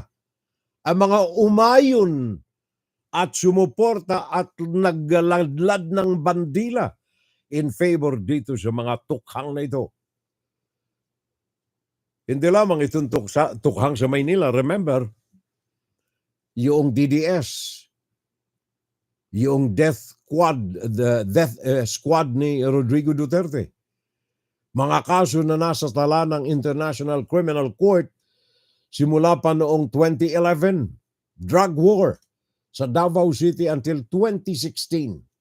Bago naging presidente si Duterte. Killings doon sa Davao. Walang umaangal sabagat saklob sila. Alkalde nila yun alam mo naman sa mga probinsya, iba ang attitude ng mga tao. Pag ikaw ay binulagan ng takot, talagang mangunguyumpos ka sa sulok. 6,000 ayon sa mga pulis pala, hindi pa 3,000. 6,000 ang kumpirmado ng mga pulis ayon dito sa record natin. The government has said that more than 6,200 people have been killed by the police. Police mismo yan, ha? Government, ha? Hindi pala 3,000. 6,200 confirmed by the government killed under Rodrigo Duterte's drug war since 2016 nang maupo ito bilang presidente. Pero sabi nitong mga international group natin, human rights, hindi ho 6,000 30,000 ang mga napatay. Pagkatapos sabi ng gobyerno, remember yung gobyerno nung sinabi nila, kami na ang mag-iimbestiga. Hindi na kami miyembro ng International Criminal Court. Kami na mag-iimbestiga. We are capable, we are able to investigate it because we have a fair justice system in the country. Rodrigo Duterte government. Tapos sabi ng International Criminal Court, anong record ninyo? Naimbestigahan ba rin? Naimbestigahan namin. Ilan ang naimbestigahan ninyo? 52 cases. May decision na? Wala pa. 30,000 killings in 6 years, nakapag-imbestiga ng 52. Wala pa ni isang desisyon na ipinasa ang korte. Justice system working? Kaya sabi ng International Court, allow us. And I am happy to know na ngayong mga araw na ito, mga kababayan, bago ako naupo dito sa programa natin kanina, tinanong ko mga kaibigan natin dyan, na mga sources natin sa loob ng Malacanang. Sabi ko, Padre, anong palagay mo? Sabi niya, nako, timing lang, pare ko, timing lang talaga ang hinahanap. Pero definido, ang International Criminal Court ay papasok dyan sa bansa. Ano ang sabi ni Remulla, Department of Justice, Secretary? Sabi niya, mag-uusap kami ng Executive Secretary ng Presidente at may mga liliwanagin na akong mga issues tungkol dito. In fact, meron tayong report galing kay Mayan Los Baños ng News Television 5 tungkol dito. Nakatakdang makipagpulong si Justice Secretary Boyeng Remulla kay Executive Secretary Lucas Bersamin. Kasunod yan ang paghahain ng 3 resolusyon sa Kamara na nag-uudyok sa mga ahensya ng gobyerno na makipagtulungan sa International Criminal Court o ICC. Kaugnay pa rin ito ng kanilang investigasyon sa mga posibleng crimes against humanity sa war on drugs ni dating Pangulong Rodrigo Duterte. Isa sa mga gustong malaman ni Remulla ay kung dapat bang bumalik ang Pilipinas sa ICC. Ang resolution sa House kasi tells us to work with the ICC. Pero ang first question is, why will we work with the ICC now that we are no longer members of the ICC? So are we going to be members again of the ICC first for this thing to happen? Gusto raw maliwanagan ni Remulla kung ano ang opisyal na posisyon ng executive branch sa issue. I-clarify lang. Kasi kung may balak ba tayong maging miyembro muli ng ICC dahil sa sinasabi ng Kongreso, I want to know how it affects the whole universe of the ICC and the Philippine government as it is right now. March 2019 ang opisyal na kumalas ang Pilipinas sa ICC sa ilalim ng termino ni dating Pangulong Rodrigo Duterte. Tungkol naman sa pag-usad ng mga resolusyon kaugnay ng ICC probe, ipiniliwanag ni Speaker Romualdez na sinusunod lang nila ang tamang proseso. As a matter of course, we have to read out, these bills or resolutions, and we have to act upon the same. And we have to be sensitive and responsive to the mga hinahin po ng ating mga kongresista. And within the talk context of the current events, and that's where we leave it. Nonetheless, they are still entitled to their own views and even their speculations, but we leave it at that. Nagbabalita mula sa Frontline, Mayan Los Baños, News 5. Malapit na ang at least semblance of justice diyan sa bansa. Yung mga kahilingan kay Mr. Marcos, hindi niya ito matatalikuran. Alam ito ni Rodrigo Duterte, kaya si Duterte fuming mad talagang halos umuusok ang kanyang ulo sa galit. And the Philippine politics is in a breaking point right now. Sabi ng ating National Police, sabi ng Armed Forces of the Philippines, General Barbers, sabi niya, kontrolado namin ang sitwasyon. Ang batas ang paiiral ng ating Armed Forces of the Philippines. Ang batas ang paiiral. Inside, Guro-Guro, Opinion, and Saturday Live. Well, anong sabi ng mga kaibigan natin dito? Sabi ni parang Kik Mendoza, 90% of toys made in China, which is technically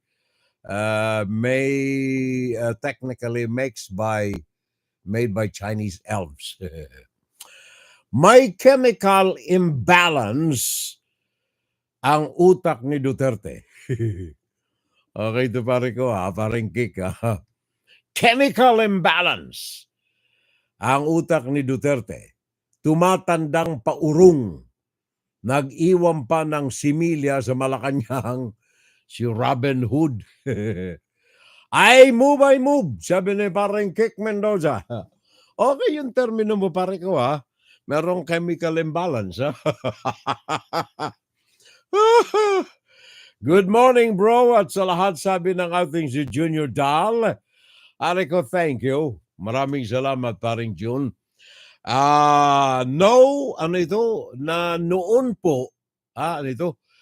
Nanood po ako one time sa SMNI. Ito yung istasyon ni Kibuloy. Ang topic nila about confidential funds ni Sara. Yung guest nila, sinisisi sa pambubomba sa Mendiola. Ano kaya ang connect noon sa confidential fund? Nakakatanga lang. May chemical imbalance nga pare ko. Birds of the same feather pare ko.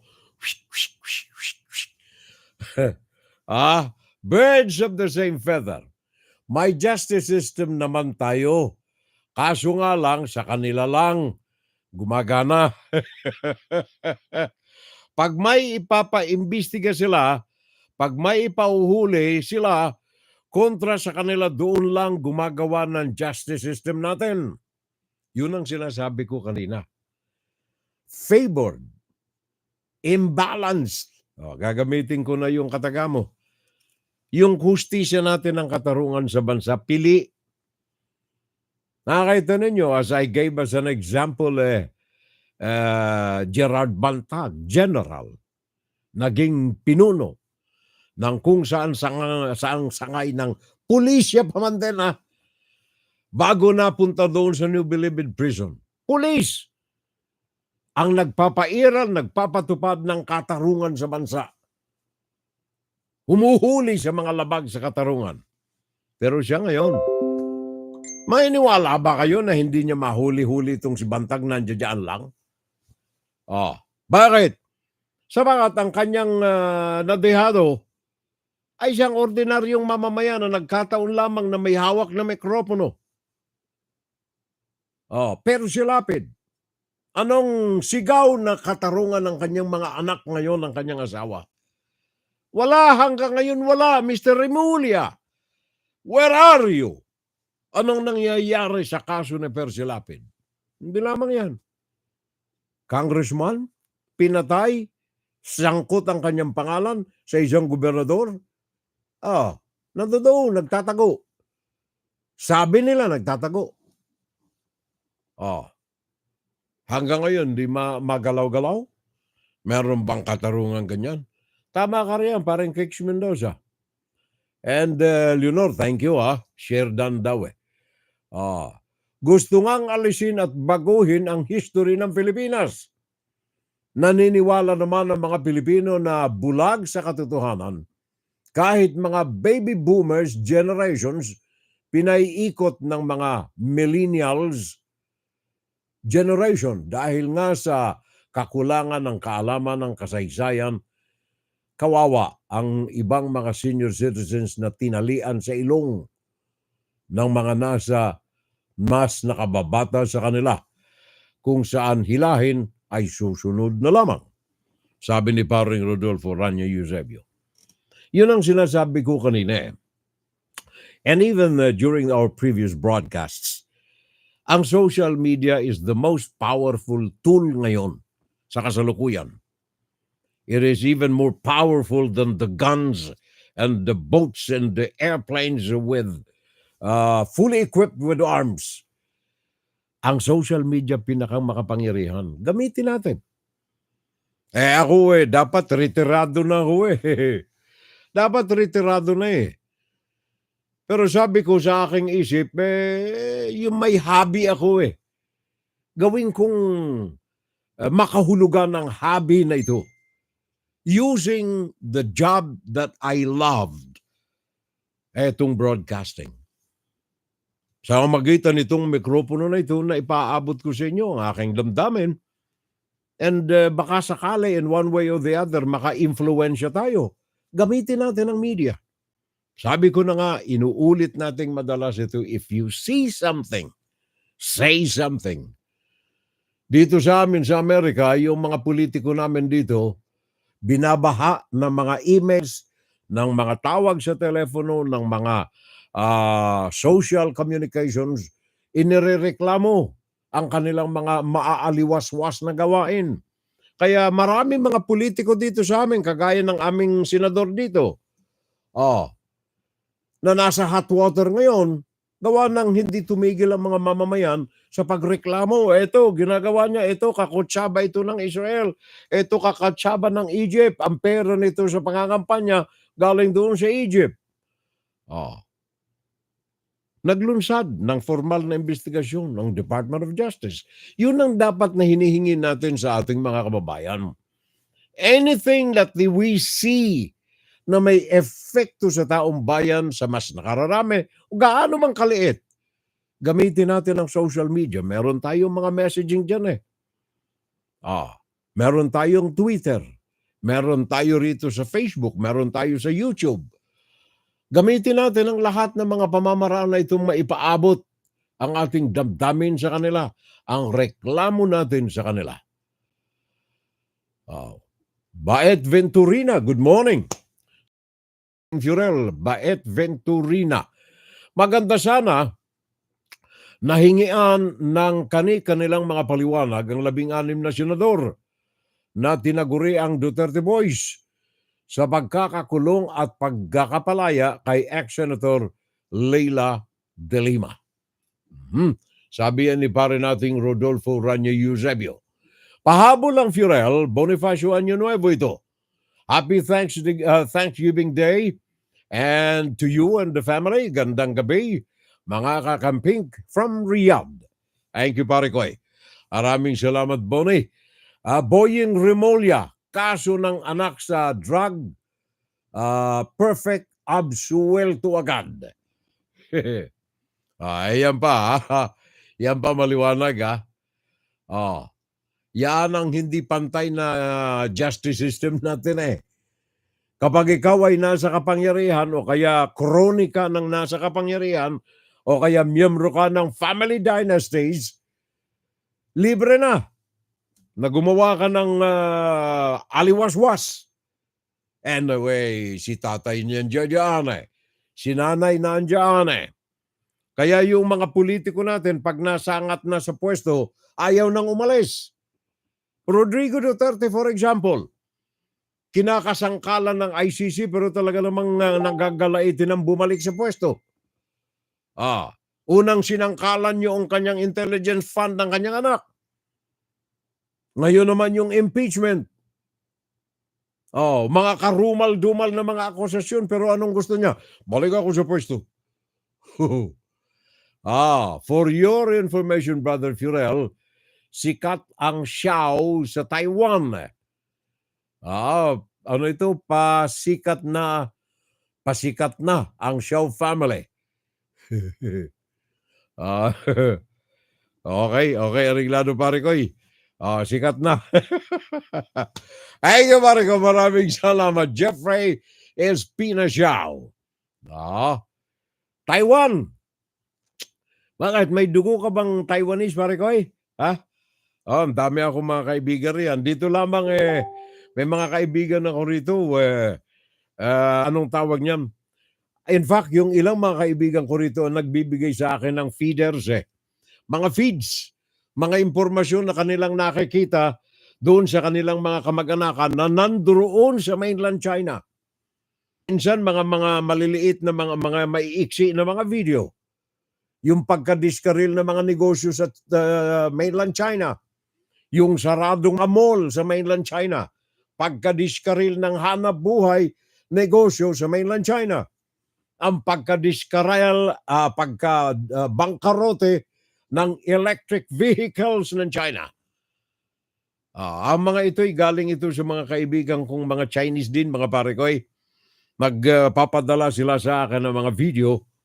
Nakukuha nila sa kanilang mga iPhones, mga nagaganap sa mainland China. One of these days, wala lang capacity yung program natin na mag-feed ng double screen Wala tayong app ganito lang kasi naman tayo kahirap Ang atin lang namang adikain maipaabot sa taong bayan, yung mga nararapat na mga impormasyon sa kanila. Bonifacio Año Nuevo, kapag usapang ICC, ang iginigiit ay sovereignty. Pero pag usapang West Philippine Sea, tamimi sila sa sovereignty. Bonifacio Año Nuevo. Tama ka riyan, parikoy. Tama ka riyan.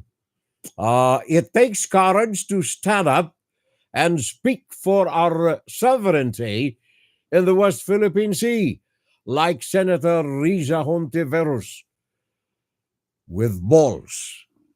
Kita mo, babae yun, may balls, yung mga lalaki, wala Walang balls ang mga lalaki sa Senado. Inside, Kuro-Kuro, Opinion, Pan Saturday Live. Rosana Narume, yes. Let our voices be heard. Good day na lamang sa lahat. Furel, thank you. Happy Thanksgiving. Sabi niya, Happy Thanksgiving po sa lahat. Sabi ni Rosana Narume, diyan sa YouTube. Thank you, Rose. Raul Villanada, electric knife sharpener ang kanyang regalo. Thank you, pare koy. Diyan sa mga kaibigan natin sa YouTube. Maraming salamat. At saka yung mga silent audience natin dyan sa YouTube at saka Facebook, say something para naman ikangay nakakapangungumusta kami sa inyong lahat. Di ba? Pakinggan si Firel Salvo tuwing Sabado dito sa FGS Web Radio para sa mga Pilipino.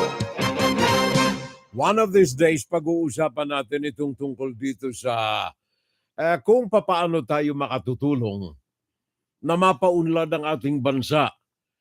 Kanina, isa sa mga bihag ng Hamas, ang pinalaya, Jimmy Pacheco. Pinalaya, napasama roon sa mga pinalaya na mga bihag nila doon sa Gaza. Naalala ko yung mga damdamin ng mga kamag-anak nito habang nasa kamay ng Hamas. Hindi lamang ito kundi yung iba pang mga Pilipino nating mga kababayan riyan. Bakit sila nasadlak doon? Bakit nagtatrabaho mga ito? Yung mga napatay na mga Pilipino doon sa mga massacre na ginawa ng Hamas.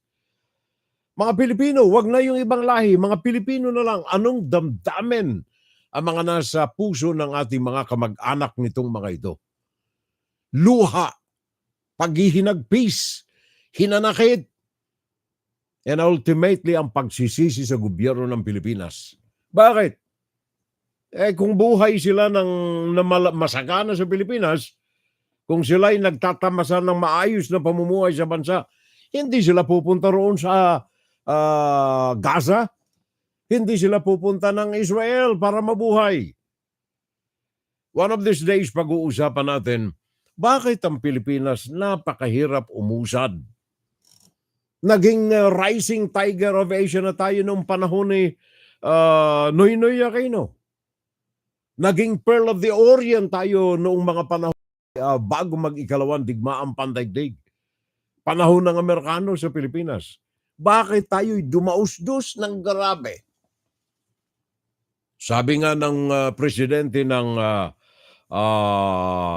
Philippine Chamber of Commerce nung isang araw na broadcast natin, may diferensya ang pamamalakad sa gobyerno. There is something wrong with how the government is being run by our politicians. Tinig ng Pilipino para sa Pilipino. Kaya pag-uusapan natin yan sometime this coming days sa ating broadcast. Baka sakaling makapag-contribute tayo ng kahit a cent of knowledge sa ating mga nasa dyan sa pamahalaan. Ito'y isang tinanggap nating balita, road accident ito sa Pampanga. Masaklap na pangyayari rin ito. Yung isang mag-ama, tatay at saka kanyang anak na 4, 10 years old, 8 years old, 6 years old, 2 years old, sakay ng kanyang tricycle. Galing sa Lamay itong mag-ama, nang ito ay malapit na sa kanilang bahay, na sagasaan na dunggol ang kanilang tricycle na minamaneho ng tatay ng isang truck. Tumilapon itong buong pamilya, nasagasaan pa ng isa pang truck na kasunod nito. Ang mga ito, as I've said, 2 taong gulang, 6 na taong gulang, 8 taong gulang, 10 taong gulang, magkakapatid. Magkakapatid. Yung tatay na driver ng tricycle, nakaligtas. Pakinggan natin itong report na ito. Galing ito kay Justin Punsala ng Television 5. Mahagulgol ang babaeng ito nang makita ang sinapit ng kanyang mga pamangkin sa highway sa Porac, Pampanga. Duguan at nakahandusay sa kalsada ang isa sa kanila, habang ang isa pa pumailalim sa truck. 2 lang sila sa 4 na batang nasawi sa aksidente nitong Miyerkules ng gabi. Base sa investigasyon, pauwi na sana ang mga biktima sakay ng kolong-kolong o sidecar na minamaneho ng kanilang ama nang mabangga sila ng 2 truck. Itong truck driver nga po ay biglang lumitaw na sa side and then binangga po yung rear left portion, back left portion po ng kolong-kolong na naging sanhi nung pag-lean po nung kolong-kolong and then eventually pagtilapon nung 4 po na victim natin sa kabilang kalsada. Kinilala ang mga biktimang sina Geoff Canlapan, 10 taong gulang, at mga kapatid niyang sina Faylene, 8 taong gulang, John Edmond, 6 taong gulang, at Jefferson, edad 2. Nakaligtas naman ang kanilang ama. Kwento ng kanilang ina, galing sa Lamay ang mag-aama bago nangyari ang aksidente. Rinig niya pa raw ang disgrasya mula sa kanilang bahay. Pinarinig na po akong kumalaksi sa taas namin, truck siya.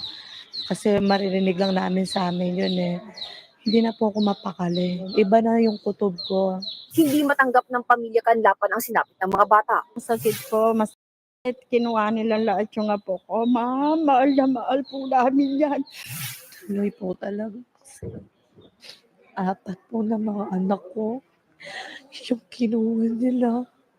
Hawak na ng Porac Municipal Police ang truck driver na nakabangga sa mag-aama. Hindi ko lang napansin kasi madilim yung part na dyan eh.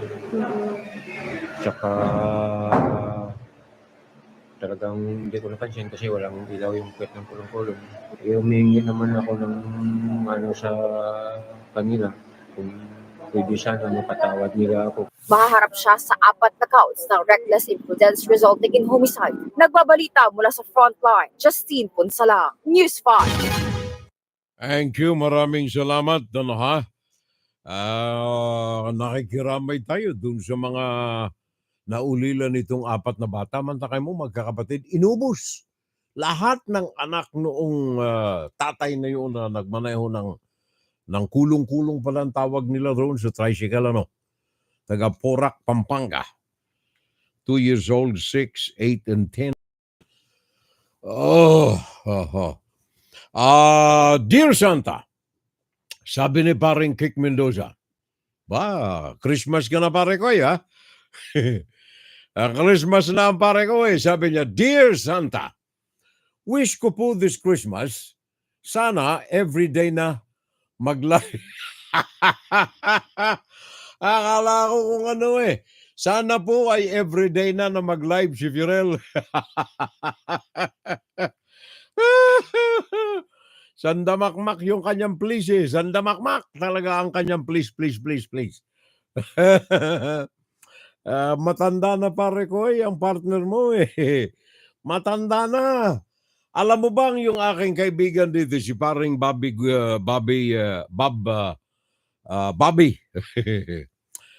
Nandoon siya ngayon sa Europe, nagtutur. Nung isang araw, Bobby Yalong, yung couturier, magaling na couturier ito eh. Maski dyan sa Pilipinas eh. Diyan ko siya unang nakilala sa Pilipinas noon. Bobby Yalong. Nandito siya nakabase sa New Jersey. Siya nagdidisenyo rin ng mga iba't ibang mga damit na mga social naming mga Pilipino rito eh. Alam mo naman ng mga Pilipino, mahilig sa mga sosyalan eh. Pag mga gusto mo ng garbong damit, dito ka magpag-design. Bobby Yalong. Ngayon, nung mga 2 weeks ago, 3 weeks ago, sabi sa akin, Fiorel, meron akong inaayos ngayon, nagdidirect siya ng gagawin nilang sosyalan, presentation, cultural presentation, sa isang golden wedding anniversary. 50 years wedding anniversary. Sabi na, yung mga magulang nito, yung mga ikakasal uli, ikaw ang gustong mag-MC sa kanilang sosyalan.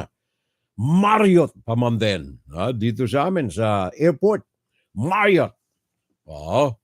Ang galing ng social hall dyan eh. Napakaganda. Sabi ko, okay sana. Gawa ng yun naman ang trabaho natin. Kahit saan tayo hinihila rito na mag-MC ng mga ganyan. F50, Golden Wedding Anniversary. Sabi ko kay Bob, alam mo ang pinakang malayong nababiyahe ko, hindi ako lumalabas ng bahay. Kami ni Mrs. Si Mrs. hanggang doon na lang siya sa rectory. Director siya ng CCD sa simbahan. Kaya hindi siya pwedeng hindi pumunta roon. Maraming mga bata. Ako naman hindi ako lumalabas ng bahay na pare ko takot akong mahagilap ni Xi Jinping dyan ng kanyang Wuhan virus Pinakamalayo nang napupuntahan namin yung aming anak doon sa Randolph o kaya binibisita namin yung bahay naming maliit doon sa Lake George. Yun lang, ala nang iba. Dito lang hanggang bahay. Kaya sabi ko pare ko, much na gusto kong mag-host dyan ng 50s ng Golden Wedding Anniversary. Hindi muna. Next time siguro pag maluwag-luwag na. Kaya laking panlulumo ng pare natin Bob, thank you Ingat ka riyan paring Bob Yalong, nandyan sa Europe ngayon naglalamyerda. And then, sabi ni paring Bonifacio Año Nuevo, tama nga, at may maling pamamalakad sa ating pamahalaan. Ngunit, sino ba ang maghahatid sa mga politikong ito? Sino ba ang naghahalal pala? Naghahatid. Sino ba ang naghahalal sa mga politiko na ito? Di ba ang taong bayan na rin? Sa aking pananaw, isang dahilan ng madali tayong makalimot sa mga nakaraan at muli nating binabalik-balikan sila sa pwesto o binabalik natin sila sa pwesto. History repeats itself, sabi ni paring Bonifacio Año Nuevo. Well, mahabang salaysay yan pare ko Ako hindi ko sinisisi itong mga kababayan natin na bumuboto. Aside doon sa maniobra ng balota, ng machine, yung mga boto kung yaan, maring legitimate Kaya lamang hindi ko rin sila masisisi. Gawa ng nasabi ko ng paulit-ulit ito, marami sa kanila mga mangmang. Mga halos walang pinag-aralan, halos walang natapos, walang alam. So sa madalit sabi, marami sa kanila nagpapatianod na lamang sa hirap ng buhay. Ang sinong makapagbigay sa kanila ng 5 lata ng ligo, hindi libo, ligo, 2 salop na bigas sa panahon ng eleksyon, boto na. Bakit? Babantayan ka namin. Alam namin kung sinong iboboto mo. Meron kaming koneksyon diyan sa mga observers, mga voters observers sa presinto. Kaya wag mo kami lulukoyin. Ito, 3 lata ng sardinas, 2 salop na bigas. Iboto mo ito, ha? Wala na. Yun na, pare ko. Yun na. Yun na talaga. Public service. By the way, dito sa amin ngayon, winter storm ang nananalanta ngayon. Kayong mga nandyan sa Chicago, medyo makapal-kapal. Kayong mga nandyan sa Northeast region, ang New England section, New York, Vermont, New Hampshire, Maine, Rhode Island, mga snow ang inaabot ninyo riyan. Diyan sa Rockies, diyan sa Plains, yung mga nasa itaas ito, mga boundaries ng Canada. Doon sa may gawin ng Washington, may gawin ng Oklahoma, yung mga nandiyan sa itaas. And then sa Central and then sa Northeast, ang snow, ngayong araw na ito ng Sabado, hanggang kailan ito? Hanggang tomorrow. The Great Plains picked up record amount of snow. Sabi rito ng ating weather station. Kaya ingat na lamang tayo riyan, ha? Yung mga kaibigan natin riyan, paring Rodolfo Rania Yusef, yun naandyan ka sa Canada. Kumusta ang snow natin sa mga sandaling ito?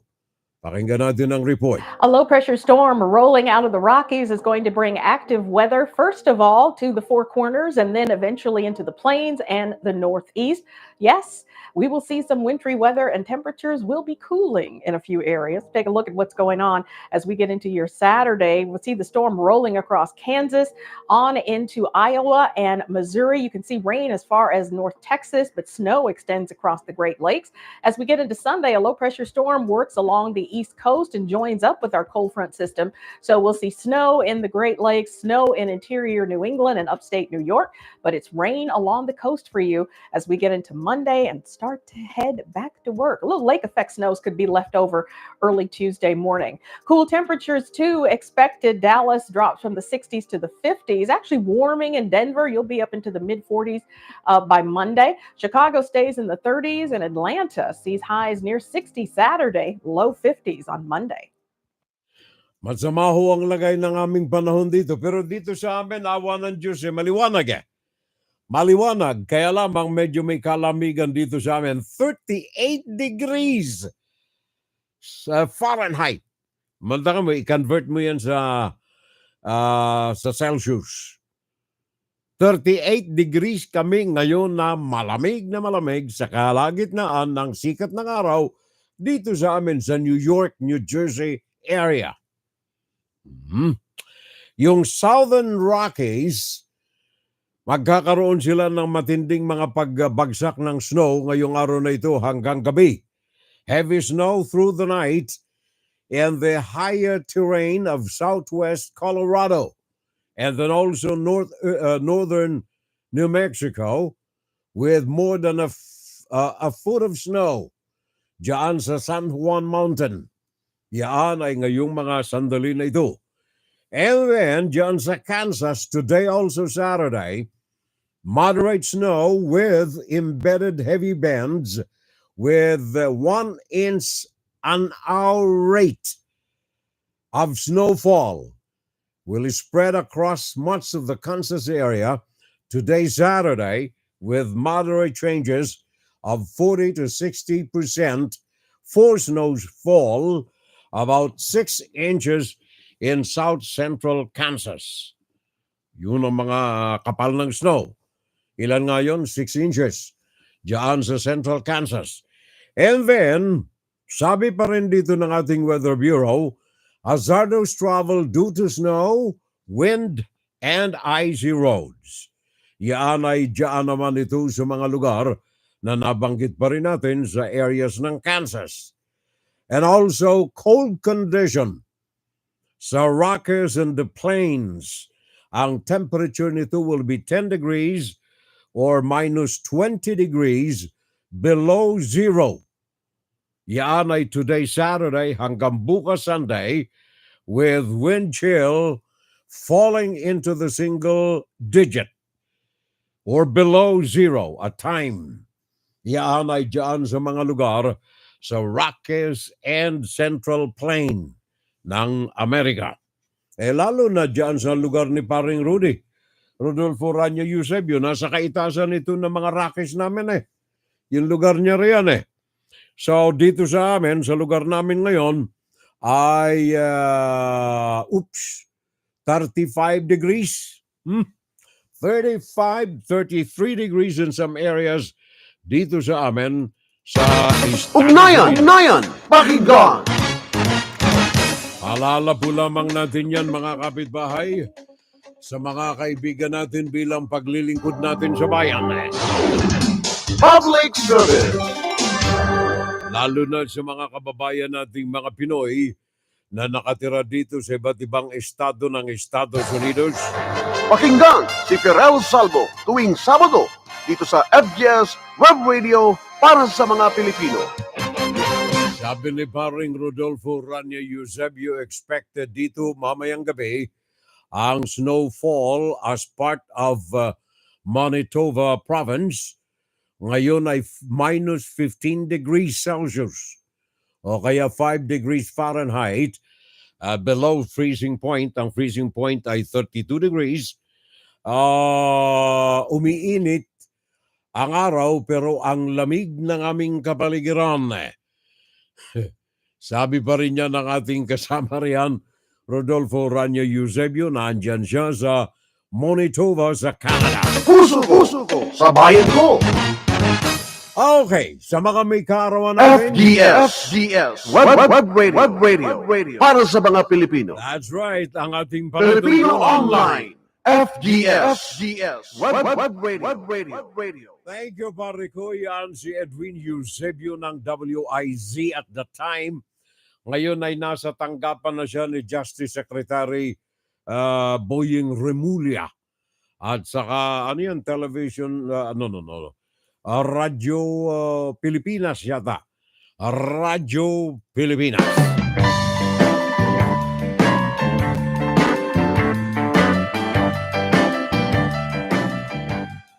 I'm just calling to wish you happy birthday.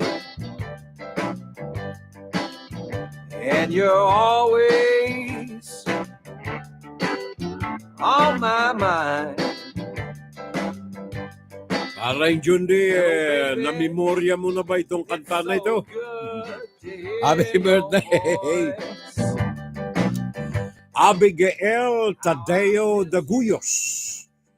Ito yung mga may kaarawan nito nung araw ng Miyerkules, nakalipas na Wednesday, November 22nd. Melanie Enriquez Cares, Veronica Hines, Dan Salvo, Betsy Tolentino, Princess Zoe Kaluge, Zoe Cosa Felisa Salvo Jimenez. And of course, ang aking paboritong Consul General namin dito sa New York a long time ago. Belated happy birthday. Binati na kita, Conjen. Consul General Cecilia Rebong. Magaling itong consul namin nung araw dito sa New York. Happy birthday sa kanyang kaarawan Wednesday, November 22nd. Scared of being all alone. I'll get through. Yes, I'll get through. Noong araw naman ng Huwebes, Nobyembre 23, Lodovico Belaro, Hanalyn Salvo, Ara Liesmera, Arvin Paulo Dialogo Cortez, Annalyn Tendencia. Hi, Anna. Happy birthday. Annalyn Tendencia.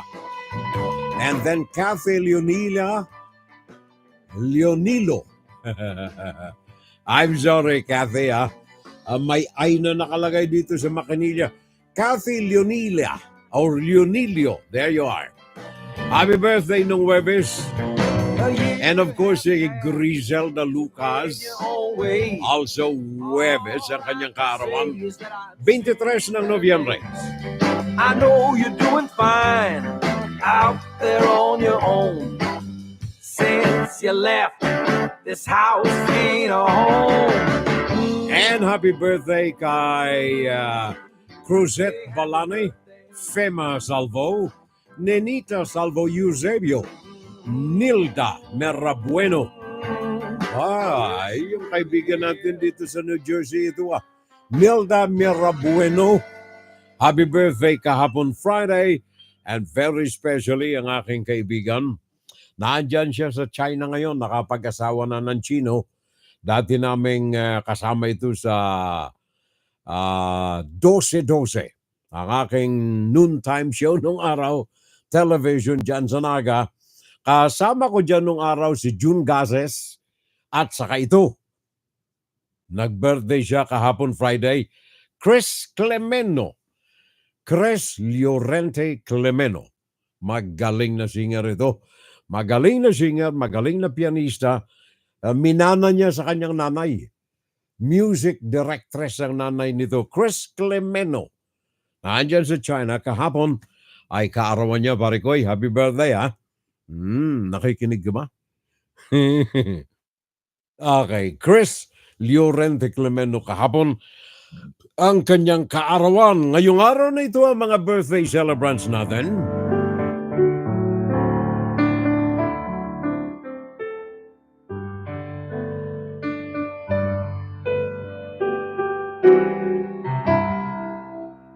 Happy birthday to you.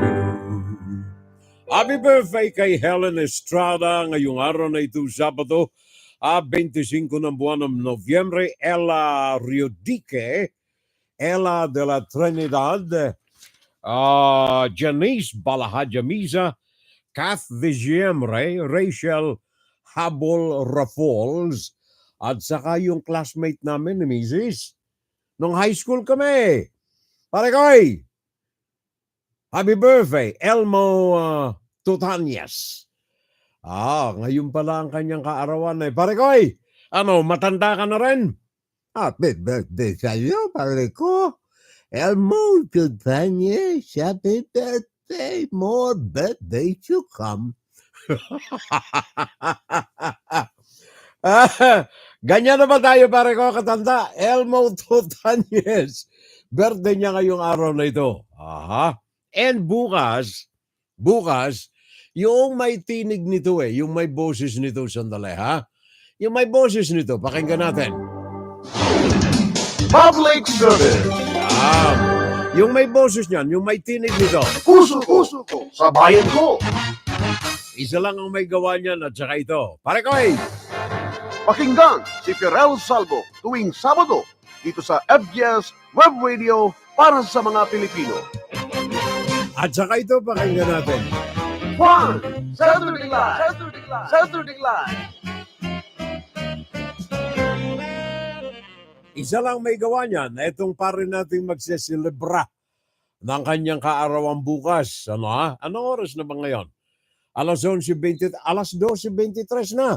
So Sunday na ngayon dyan sa Pinas, birthday na nitong kaibigan ko, Edwin Eusebio. Yung may gawa ng lahat ng mga breakers natin na ito. Ito yan, pati yung pagkakagawa with music. Edwin Eusebio. At that time, nasa WICJ. Pare ko advance birthday greeting sa iyo bukas Sunday. Ngayon dyan sa Pinas ay Sunday na. Kaya happy birthday. Let me be the first to wish you Merry Christmas and happy birthday. Edwin Eusebio today, Sunday, kaarawan niya. And then si Gino Riva, JC Salvo, Corazon, Santa Rosa Pante. Si Mrs. pala naglagay nito sa akin din belated happy Thanksgiving na lamang daw sa lahat. At Ason, sabi ni Mrs., happy birthday sa iyo bukas, Sunday, Corazon, Santa Rosa Pante. Asawa yan ng aking brother-in-law Yumaong brother-in-law ko. And then, Edgardo Santo Domingo. Bicolano itong pare ko na ito. Edgar Santo Domingo. Lea Marie Vergara. And Joseph Salvo. Hindi ito yung aking anak. Lorna Burlagdan, Josel Salvo, at saka ang kaibigan natin dito sa New York, Pam Andes. Pam Andes. I think Cultural Affairs Director ito ni Mayor Fulop. I think. Diyan sa Jersey City. Pam Andes. Happy birthday sa kanila sa kaarawan bukas Sunday. On Monday naman si Tercy Pelayo, Vergil Labastida Elpos, Shai Rojas at saka Miles Lim Solis. And finally, sa Martes, Virgie Berdol Jensen, Edu Junio, Romeo Duga, pare ko Romy Duga, dito sa Jersey. At saka si paring Greg Roselis, happy birthday also on Tuesday. At saka of course, ang kaibigan natin, naging kasama ko rin ito sa broadcast nung araw sa Naga, Junlag Remas. Happy birthday pare ko sa araw ng Martes. And very specially, Athenians, ang iyong anak riyan, ang aking pamangking maganda, si Marisa Salvo Mordeno. Kaarawan niya sa araw naman ng Martes, Nobyembre 28. Happy birthday, Marising! Galing sa amin! Wow, happy birthday! Ooh, wow, celebrate! We've been waiting all year to celebrate with you. That day is finally here, and so we sing for you. Ooh, wow, celebrate! Kumusta tayo, Rosel Chua? Ngayon ko lang nakita yung pangalan mo. Good night ka na kaagad. Maya na, malapit na. Rosel Chua, welcome sa ating FSL. Maraming salamat sa alalay sa atin. And happy Thanksgiving to you, bro, and to the rest of the family. Sabi ng kaibigan ko parang Duterte Valencia, balita ko ay nagmahal na raw ang turkey. Libre pare kong turkey ngayon. Oh, sa maraming mga supermarts namin dito, libre ang turkey. Libre ang turkey dito namin pare ko pag namalengke ka, for example, ShopRite, Pathmark, ano yung isa? Target, yung libre, pare ko libre. Huwag kang mag-alala. Sabi ni paring Rudy, Rodolfo Ranyo Eusebio, may magandang single yaan si pare natin, si Chris Crimeno. I forgot the title, pare ko, sabi niya. Magaling kumanta to pare ko. Pakinggan mo yung mga post niya sa kanyang Facebook page. Meron siyang araw-araw kasing entertainment job sa isang malaking super mall dyan sa China. Si paring Chris Clemeno. There you are. And then, alam mo si, binabasa ko lang muna itong mga nandirito.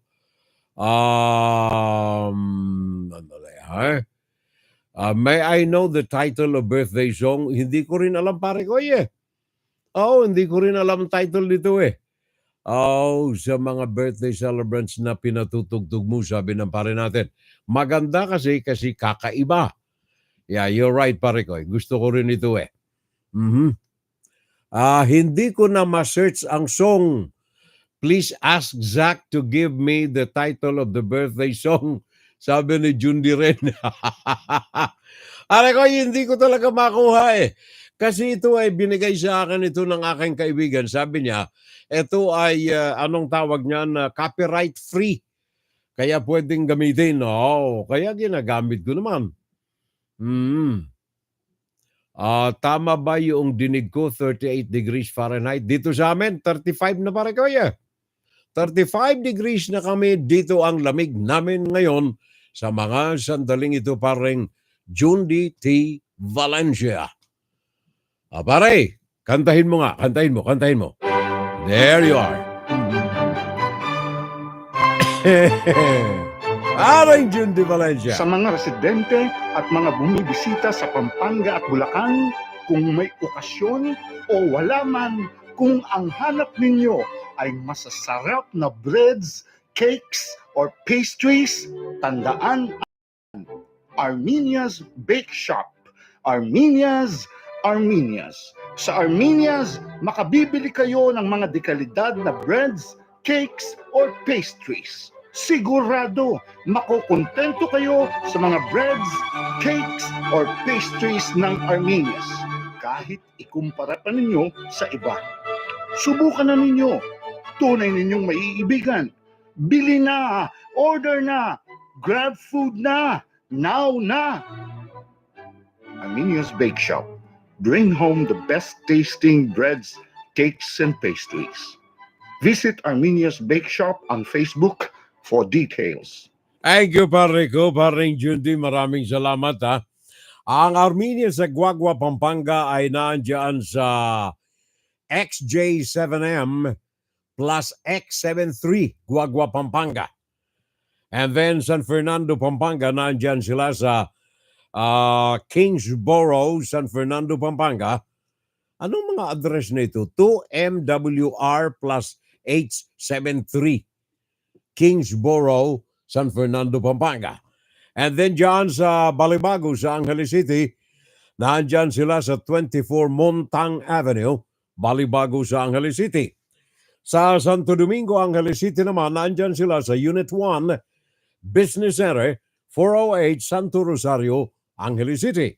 At sa Malolos sa Bulacan, nasa Unit number 4 DB Building, 422 MacArthur Highway, Malolos, Bulacan. Ang kanilang bagong sangay ay nasa Tarlac City, City Walk, Zamora Street, Tarlac City, sa Tarlac. There you are. Yan ang mga sangay na mga makabago ng Armenia's Cakes, Breads, and Pastries. May wifi sila riyan, maupo kayo riyan, order kayo ng kape, order kayo ng either hot or cold, o kaya juice, and then yung kanilang cakes, or kaya breads, or kanilang pastries, mamili kayo. Di ba, pare koy? I don't eat turkey, Furel, never. But this turkey is the symbol of Thanksgiving in America. Yep, Marikoy. Pareho tayo ang aking bunsoy na anak. Napakasarap niya magluto ng turkey. Ang sarap talaga eh.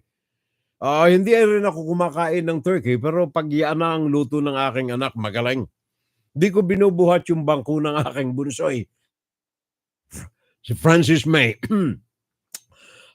Pero masarap talaga. Yun ang aming pinagsaluhan. Isa sa mga pinagsaluhan namin nitong nakalipas na araw ng Friday, Webes. Thanksgiving Day. Marimir. Kaya mo't padadalang kita ng kaparaso ng luto ng aking anak. Matikman mo. Happy blessed Thanksgiving. Nawala tuloy. Saan na ba yun napunta? Happy blessed Thanksgiving Day to you and to your family. Regards na lamang at saka ingat na lamang. Sabi ni paring Antonio Ahero. Tony, thank you, sir. Maraming salamat, Ton. Maraming salamat. At sa mga sharing mo sa aking program, thank you, ha. Maraming salamat. Thank you, Neng. Ang aking asawa, lagi akong provided with hot coffee. Mayat-maya, pinapalitan niya. Malamig na ba? Sige. Mahal na mahal ako nito eh. Especially Thanksgiving, nakaw. At saka kabi-birthday niya lang eh. Kaya mahal na mahal ako nito eh. Kasi ano? Kasi niregalo. Kaya mahal na mahal ako maintain yung kanyang hot coffee sa akin eh. Happy blessed Don Antonio Mahero. Thank you. Si Jimmy, good day, Furel. Jimmy Alcano. Sabi ni Jundi, libre. Ang galing. Sana pag Pasko dito, libre na rin ang manok. Libre pare ko. Of course, bibili ka ng something bago ka bigyan. At saka yung grocery mo, at least $50, I think, may libre ka ng turkey. Yun pare ko, yan na dito sa amin yan eh. Ha? 100? 100. June de Valencia, I'm his time. Kanta pala, nag-uusap na pala itong dalawa eh. Si Ate Nens nandiyan pa eh. Sabi ni Ate Nens, Fiorel, we are still watching. Si Eve at saka si Marising. Marising, happy birthday ha? Advance. Kailan nga yung kay Marising? Marisa Mordeno. Sa Martes pa. 28. Happy birthday, Marising. Bayan mo, pag-uwi namin. Uwi kami eh. Pag-uwi namin riyan. Wala kang regalo. Akakaing mga pamangkin riyan. Mahal na mahal ko ito mga ito eh. Lumaki kaming sabay-sabay eh. Di ko sinasabing matatanda na rin itong mga pamangkin ko, lalo na kay Eve. Eve Mordeno. Ate Nens, okay lang. By the way, maalala ko lamang mga kabitbahay, doon sa Dublin, yung epekto ng gera doon sa Gaza ay lumalaganap ito. I think even dyan sa Pilipinas, may mga nagtatangka na makipag-sympathize sa mga kaguluhan na nagaganap doon sa Gaza. Maging dito sa amin, sa Washington DC, may mga rallies na mga nagaganap dyan sa Washington. Seattle, sa Washington State. May mga rallies. Ang matindi, doon sa Dublin, may mga kaganapan ding rally na mga nagaganap. In fact, may isang lalaki na sympathizers ng magkabila ang panig riyan ng Israel at saka ng mga Palestine, nagdaos ng kanilang mga rallies. Unfortunately, may mga pananaksak na naganap. Bahagi ito ng mga rallies diyan sa Dublin sa Ireland. Meron tayong karagdagang report. Pakinggan natin. Remy Inocencio, CBS Morning News. Hundreds of police officers faced down a swarm of rioters in central Dublin. The mob of about 100 setting fire to buses and police vehicles and looting more than a dozen businesses. Ireland's police commissioner called the violence disgraceful and said far-right groups were responsible. We have a complete lunatic hooligan faction driven by far-right ideology. Sparking the chaos, several stabbings earlier in the day of 3 young children and a woman who tried to stop their attacker. It was horrendous, and the children screaming and the women screaming. The sole person of interest, a man in his 40s, an Irish national only for about half that time. The knifings unleashed rising anti-immigration anger. This year, Ireland marked record immigration, granting entry to more than 100,000 foreigners. The same anti-immigration wave delivered a surprise landslide win this week for anti-Islam politician Geert Wilders in the Netherlands. People expect our agenda of hope, tougher asylum and immigration policy. Wilders is known as the Dutch Donald Trump, as much for his populist policies as for his hair. He's called the Quran a fascist book and has been the target of death threats. As police in Dublin prepare for a possible second night of violence, the Prime Minister said these scenes should be condemned by all those who believe in the rule of law and democracy. For CBS Mornings, Remy Inocencio. Thank you very much. Yan ay report direct from Dublin. Makakaguluhan doon, sympathizing with both parties ng mga nagkakagirian diyan sa Gaza, doon sa Israel. I love to eat our own food, sabi ni Maring Mirna Guillermo, mga pakbet. Something in common with my wife, Mga pakbet, inihaw na hito, ayun. Mga burong isda, grilled na tong. Happy na raw siya riyan, sabi ni Mirna Guillermo. Meron ka pala ritong anong tawag niyan? Partner eh. Mirna Guillermo, happy na raw siya eh. Burong isda, grilled na talong, inihaw na hito, and then pakbet. Asawa ko, ganyan eh. Ganyan siya. Samantalang ako'y carnivorous, yung aking asawa, mga fresh foods naman yung kanya. Mga hito, ganyan. Yun ang kanyang gusto. Oh, yan. Aba, may partner palang asawa ko si Maring Mira. Ha? Oh, Marikoy, Marimir. Sabi ng asawa ko, dagdagan mo raw ng dinaing na bangus. Ano ba yung daing na bangus nang? Yung binilad, di ba? Binilad. Oh, parang tinapa. Daing na bangus. Maring Mira. Yung, sabi ng asawa ko dagdagan mo na rin daw para kumpleto na kayo. Sabi ni Rosana Narume, yes, let our voices be heard. If you see something, say something. Sabi ni Mariko. Rosana Narume. And then, pareho tayo, Mir. Sabi ni June de Valencia. Aba, nakikipareho na rin itong pare ko pareho Dito sa House of Commons, sabi ni paring Rudy, sa Canada, pinagtatalakayan kung magbibigay ng financial aid sa Ukraine at magkaroon din ng rally sa Winnipeg. Nagkaroon din ng rally sa Winnipeg kamakailan lang sa mga naiipit na mga Canadians sa Gaza. Marami rin kayo riyan pare ko Danggit din ako dito sa akin, sabi ni June Di Valencia. Alam mo, kaugnay nitong dyan sa Gaza, maidagdag ko lamang dyan sa Gaza, yung mga kanina nabanggit ko na ito, nagpalabas sila ng 24 hostages, I think. Kahapon, Friday, again. Again.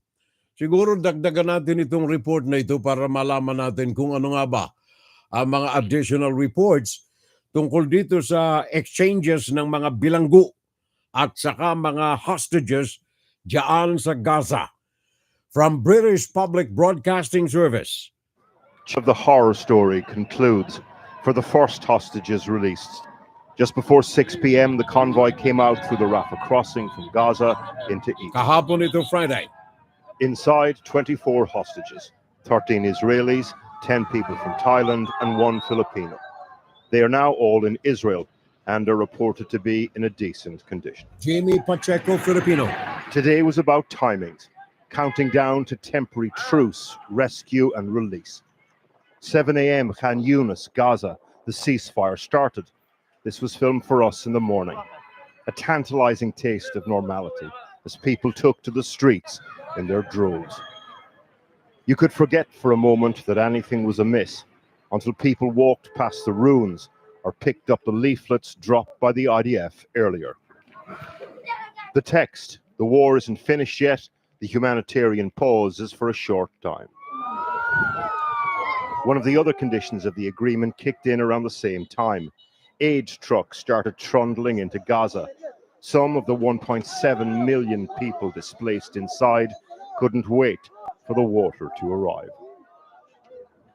Meanwhile, back in Israel, the final touches to the enormous care package for hostages, many of them children. Some of them will be looked after here in a special 30-bed unit. Outside, a security briefing by the helipad where they'll arrive.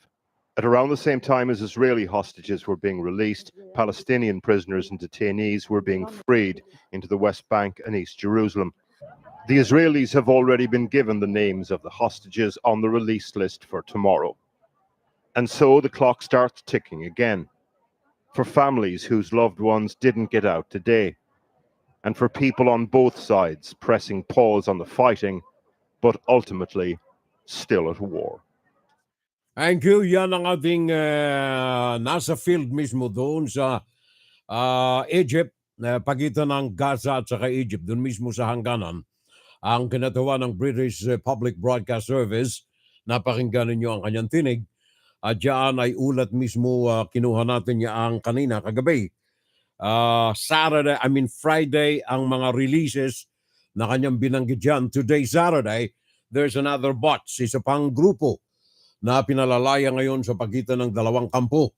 In fact, si President Joe Biden ay may sariling mga kataga na nais na ipaabot sa ating taong bayan. Beginning this morning, under a deal reached by extensive U.S. diplomacy, including numerous calls I've made from the Oval Office to leaders across the region, fighting in Gaza will halt for 4 days. This deal also is structured to allow a pause to continue for more than 50 hostages to be released. That's our goal. This morning, I've been engaged with my team as we began the first difficult days of implementing this deal. It's only a start, but so far it's gone well. Earlier this morning, 13 Israeli hostages were released, including an elderly woman, a grandmother, and mothers with their young children, some under the age of 6 years old. Separately, several Thai nationals and Filipino nationals were also kidnapped by Hamas on the 7th. They were released as well. All of these hostages have been through a terrible ordeal, and this is the beginning of a long journey of healing for them. Today has been a product of a lot of hard work and weeks of personal engagement. From the moment Hamas kidnapped these people, I, along with my team, have worked around the clock to secure their release. I've consistently pressed for a pause in the fighting for 2 reasons: to accelerate and expand humanitarian assistance going into Gaza, and 2, to facilitate the release of hostages. And over the past several weeks, I've spoken repeatedly with the Emir of Qatar, the President Sisi of Egypt, and Prime Minister Netanyahu of Israel to help secure this deal, to nail it down. And I want to thank all 3 leaders for their personal partnership to get this done. I spoke with the Emir and President El-Sisi and the Prime Minister Netanyahu again on Wednesday to confirm the elements of the engagement. We expect more hostages to be released tomorrow, and more the day after, and more the day after that. Over the next few days, we expect that dozens of hostages will be returned to their families.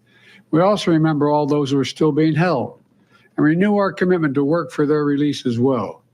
We also will not stop until we get these hostages brought home. Thank you very much. Yan po ang tinig ni US President Joe Biden.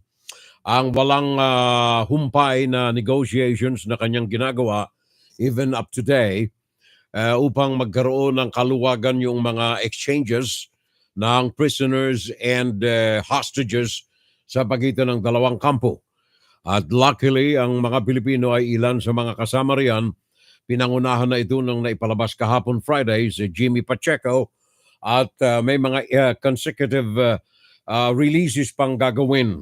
At kasama ang ilan pa sa mga Pilipino na nandiyan sa hostage situation diyan sa Gaza.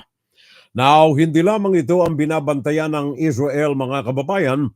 Ang Israel Defense Forces ay patuloy na nakikipagsagupa ngayon sa paggamit ng mga helicopters at mga fighter jets upang bombahin ang mga kampo ng mga Hezbollah sa pagitan ng Israel at ng Lebanon. Ang mga Hezbollah ay wala ring tigil sa kanilang mga pagpapaulan ng mga bomba diyan bilang simpatiya nila sa kanilang mga kaalyadong mga Hamas sa loob ng Gaza. Ben Weatherman ng CNN galing The sa Beirut. Lebanese-Israeli border saw some of its most intense exchanges of fire Thursday between Israel and Hezbollah, a day after an Israeli strike killed 5 Hezbollah fighters, including the son of the leader of Hezbollah's parliamentary bloc. According to Lebanon's official news agency, there were almost 24 individual strikes by Hezbollah on Israel, mostly focusing on military targets. The group claimed it fired 48 Katyusha rockets on the Israeli infantry base at Ain Zaitim, and also claimed it killed 4 Israeli soldiers in a separate attack. Israel has yet to comment. The Israeli military, for its part, said it launched multiple air and artillery strikes on what it called Hezbollah's infrastructure and rocket launch sites. Thursday, Iranian Foreign Minister Hossein Abdollahian, on a 2-day visit to Lebanon, met with Hezbollah leader Hassan Nasrallah to consult on efforts to end the war in Gaza. During his time in Beirut, the foreign minister, interviewed on the Mayadeen satellite news channel, warned that if the truce in Gaza doesn't hold, the scope of the war will expand. While Al Jazeera Arabic, citing a Hezbollah source, said the group would hold its fire during the 4-day truce if Israel does the same. I'm Ben Wiedemann, CNN, reporting from Beirut. Thank you very much. Galing yan sa Beirut sa Lebanon, si Ben Weatherman. Thank you. Maraming salamat. Sabi nga pala ni Roselle Chua, ingat po lamang kayo. Lipat ako sa YouTube. Nanonood ako. Nandyan siya sa YouTube ngayon pala. Akala ko, galing kasi siya sa Facebook eh. So nandoon na siya ngayon sa YouTube. Nanonood sa atin. Ang kaibigan natin dyan, bago natin kasama sa FCL, Roselle Chua. Thank you. Maraming salamat. And then of course, teka, sandali. Mabalikan ko, ano itong palakang bukid? Marimir, kumakain ka ng palakang bukid? Sandali, basahin ko yung nakakapitalize kasi. I still remember my brother cousin Major General Alex Ferrer Balutan. Kumusta na nga pala si General, Pakiabot ng aming pangungumusta rin kay General Balutan. Kapag umuwi kami ni Nanay sa Zaragoza, saan to, Pangasinan? Sa Zaragoza, nang huhuliyaan si General Alex Ferrer Balutan ng palakang bukid. Nakaw, ang sarap kaya. Tanong mo kay Brother Furel kung nakain siya ng adobong palakang bukid. Hindi pa. Pag ako'y naanyayahan ng mga kaibigan natin dyan, mag-MC, mag-host ng mga coronations, nakaabot na ako riyan eh. Pangasinan eh, mag-aalay ng corona sa mga muse-muse eh. Diyan sa Pampanga, saan yun? Mabalakat sa Pampanga. Pero yung palakang bukid, hindi ko talaga pa natitikman eh. Baka kung luto ni General Balutan, baka kapag luto niya matikman natin. Ano, Mir? Wala, hindi pa ako nakatikim niyan eh. The deal is 50 Israelis to be released in exchange for 150 Palestinians. Manghuhuli na siya ng palakang bukid. Ang sarap kaya. Tanong mo kay Brother F kung nakain siya ng palakang bukid. Hindi pa eh. Hindi pa, Mir. Hindi pa ako nakakatikim yan. I don't know. Subukan natin. Palakang bukid. Ano ito? Puro daw, akala ko puro palaka. Puro palatak ang bibig ni Joe habang nagsasalita. I am sure hindi si Joe ang may control ng pagpapalaya ng mga hostages. Joe is puppet. Someone is the puppeteer. The question is, who is the puppeter? Sabi ni Jundi T. Valencia. Okay? Well, it remains to be investigated. My very memorable moment, brother, sabi ni Mir, noong nag-aaral pa ako sa FEU, ang break time namin ay either Mamunlok o kaya Wanam sa Quiapo. Nandiyan pa yung Mamunlok, Maringmir, sa Quiapo, nandiyan pa eh. Biglang may umiyak na pusa. Ginagawa palang palaman sa siupaw yung pusa. Ikaw ikaw Mir hindi ko alam yan. Pero marami na akong nabalitaan yan, pero wala pa akong experience'ang nakita with my eyes na inihalo yun. Pero marami. Nung ako'y naandyan sa DCXL sa Manila, marami tayong mga natatanggap na mga reports na ganyan. Jeff Reyes Pinasiao, pwedeng bumalik or ibalik ang membership ng ICC. Hindi kasi final ang pagkalas.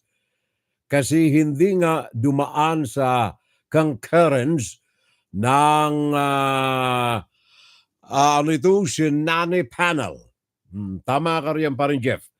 Hindi lamang yan, Alam mo ito, kapritsyo ito at takot ni Rodrigo Duterte, yung pagkalas niya.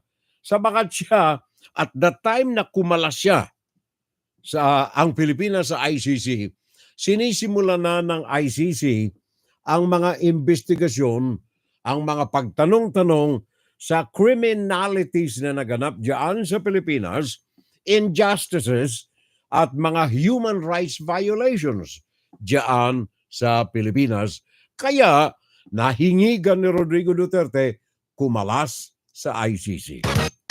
Puso ko, sa bayan ko. Hindi bale na kahit ano naman pinag-uusapan natin dito, Marico Bigla raw kasi naging restaurant yung programa ni Fiorel. But anyway, mabalik lamang ako Diyan sa Ukraine na natatabunan ng mga balita na ngayon. Sa Ukraine, umaangal na itong presidente ng Ukraine, si Zelensky, dahilan nga sa nangangamba ito na baka mawalan ng atensyon ang mga European countries and the United States at mabawasan ang ipinagkakaloob na tulong diyan sa Ukraine. Ang Russian Defense Ministry ay nagsabi na ang kanilang air defenses ay nakapagpabagsak ng 13 Ukrainian drones sa Crimea dahilan ito sa major attack ng drones na ginawa ng Ukraine sa Crimea.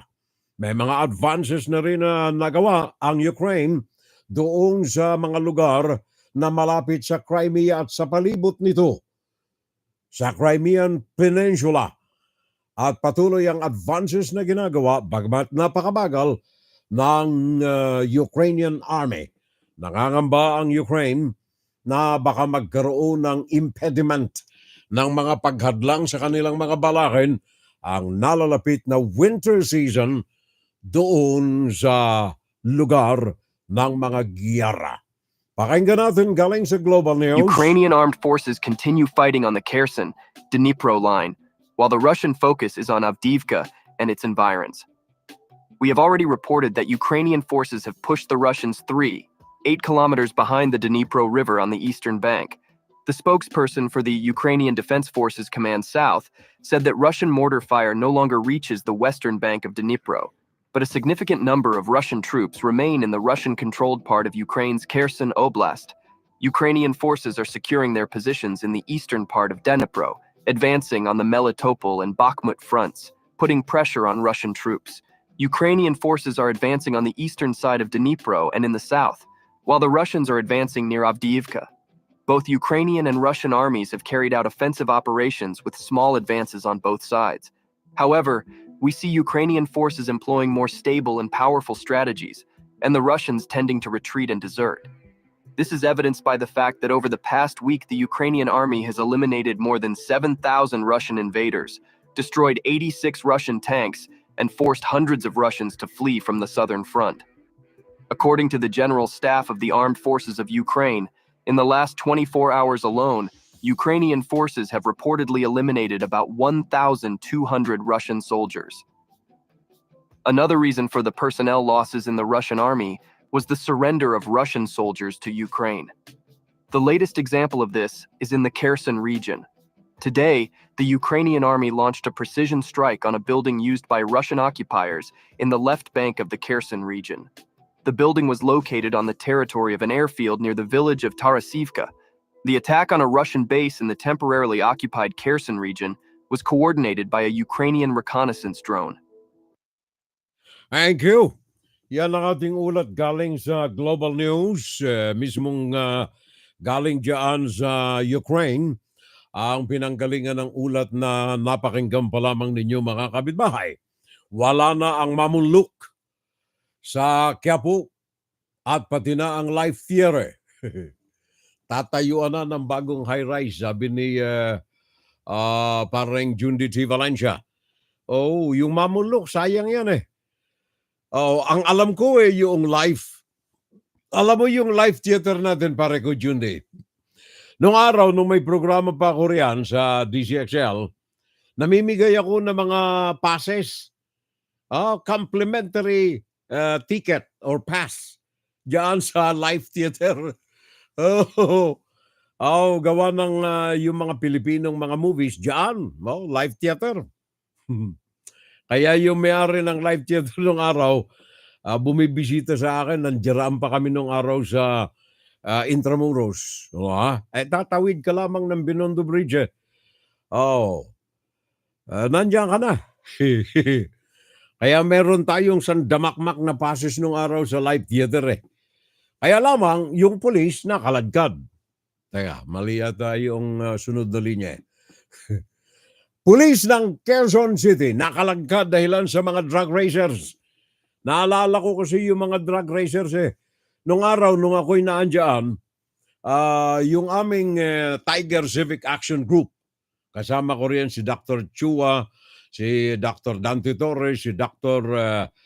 Tony, yung may-ari ng nursing school dyan. Dr. Tony, nakalimutan ko na. But anyway, tsaka si Allen Kua. Yun, mga kaibigan natin yan. Noong araw, kaibigan ko yung commander ng CHPG, Ernesto Maristela, Colonel. Ni-request niya na tulungan namin sila sa traffic operations. Kaya yung Tiger Civic Action, meron kaming deputization na tinanggap galing sa CHPG, naninikit kami noong araw eh. Ang isa sa mga pinagtuunan namin itong mga drug racers na ito ng mga mayayaman. Drug racers. Kaya ang gagawin namin, maglalagay kami ng mga spike sa kalsada ng patago. Ito na yung mga drug racers. Ngayon, uso na naman ang drug racing dyan ng mga mayayaman. Sabagat hindi naman talaga nangawawala itong mga ito eh.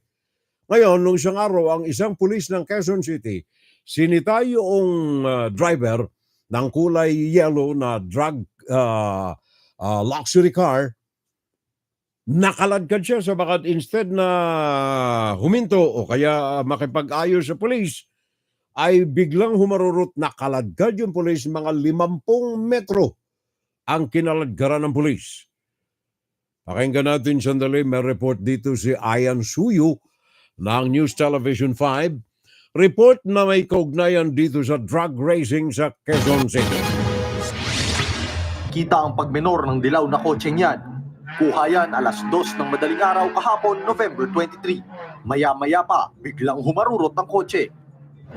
Isang motorsiklo ang naiwan habang napasigaw naman ang nakasakay sa kotseng may dashcam footage.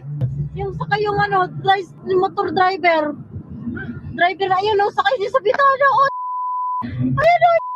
Ayan, sakay niya sa kinakalagyan niya po na! Ang rider ng motorsiklo na nakaladkad, pulis pala.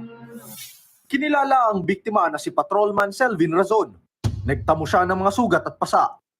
Ayon sa QCPD Station 16, hinarang ni Razon ang kotse matapos maaktuhang nakikipagkarera.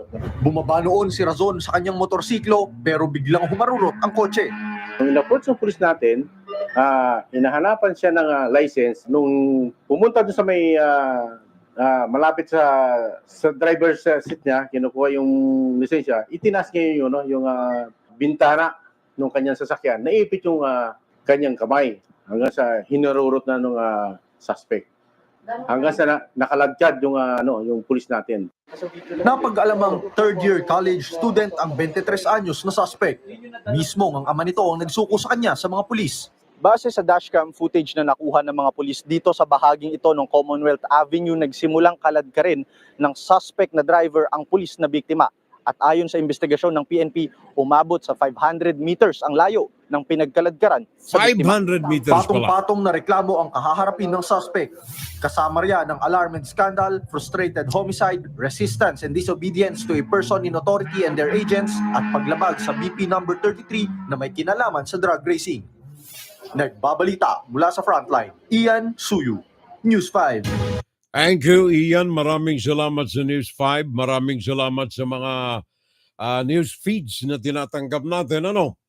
Sabi ni paring Rudy Rania Eusebio, sabi niya, meron pang nag-iisa na lamang na mamunluk malapit sa Banawi sa Quezon City. Kailangan ay maagang magpunta kasi limitado ang parking space. Sabi ni paring Rudy Rodolfo Rania Eusebio. Aha. Sabi ni Mir, thank you daw sa information. Ano ito? PLDT building. Ano itong PLDT building, pare ko? Jundi. Yung mga jeepney drivers natin, bago ako makalimot, yung mga jeepney drivers natin, tapos na yung kanilang mga initial na mga strikes. Tigil pasada, pero may mga balakin sila na ituloy kung hindi talaga sila magkakasundo ng ating FTLRB. I don't know kung LTFRB. Pakinggan natin sandali.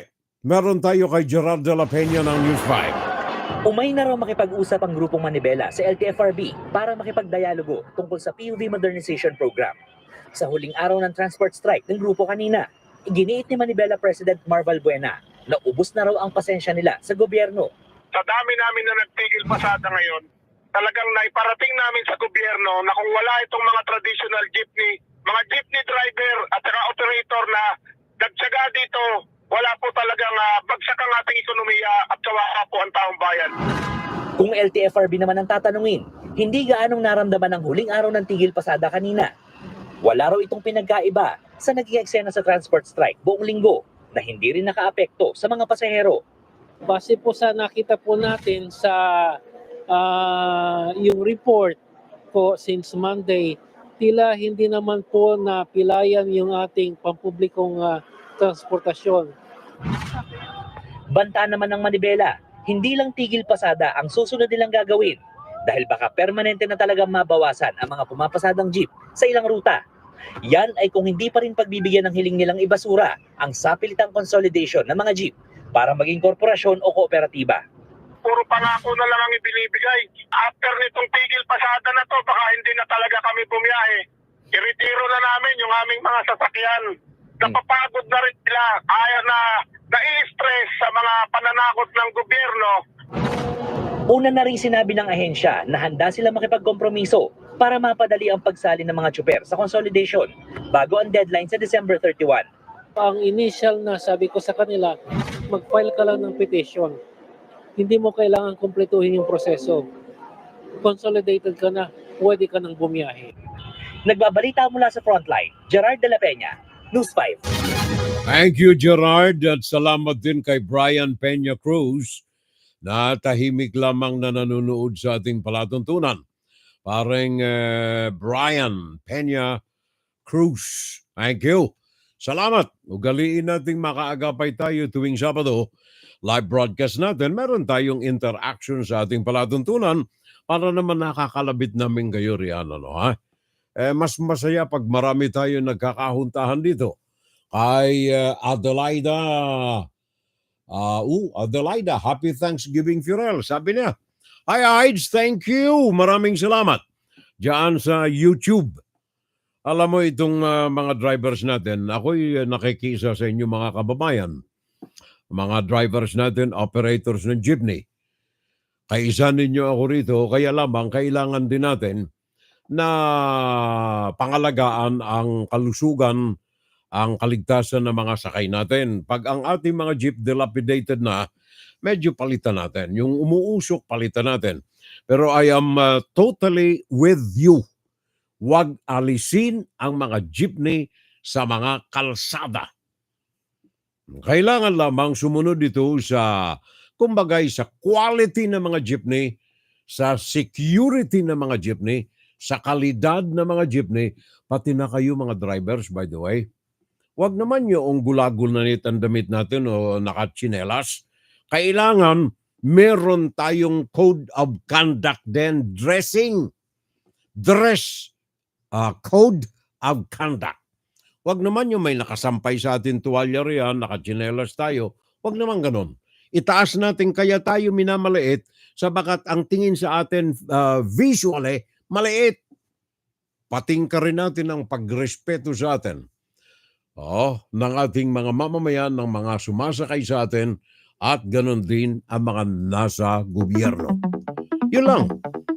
Pag-uusapan natin, I hope one of these days sooner, Paano tayo makatutulong na gumanda ang ekonomiya ng bansa? Maging tunay na Tiger of Asia. Hindi lamang rising tiger, kundi tunay na Tiger of Asia again ang Pilipinas. Again, sapagat nung araw, ito lugar ng magagaling. Panahon ng Amerikano dyan sa Pinas. Tinitingala ang Pilipinas of all Asian countries. Ang Pilipinas ang namumukod tangi during, before, after the Second World War. Ala na tayong oras, kapitbahay. Adelaides, thank you very much. Rosel Chua, thank you dyan sa YouTube. At sa lahat ng mga silent audience natin. Ala na tayong panahon, mga kapitbahay. Maraming salamat sa inyong lahat. Sa muling pagantabay sa atin, pakikisa sa atin. Pakiusap lamang, kindly help me share the program sa inyong mga kaibigan, mga pamilya, mga kamag-anakan, mga kaamistades. Maipalaganap natin ang mga bagay-bagay na pinag-uusapan natin dito.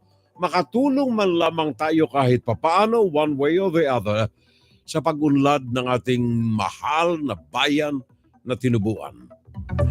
Until next time, thank you very much na muli sa inyo lahat.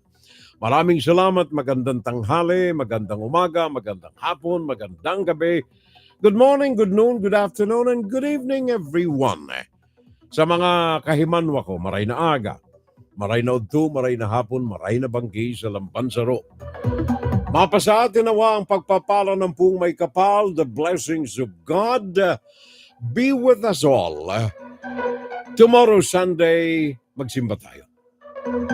Mahalin natin ang ating kapwa, kagaya ng pagmamahal natin sa ating sarili. And love starts from the family. I love you all, kagaya ng pagmamahal ko sa aking pamilya. Sana lagi tayong basbasan ng maayos na katawan, ano? Sabi nga ni paring Rudy, araw-araw daw tayo magprograma. Hindi lamang yan, marami sa kanila. Mahina na ang tuhod, pare koy.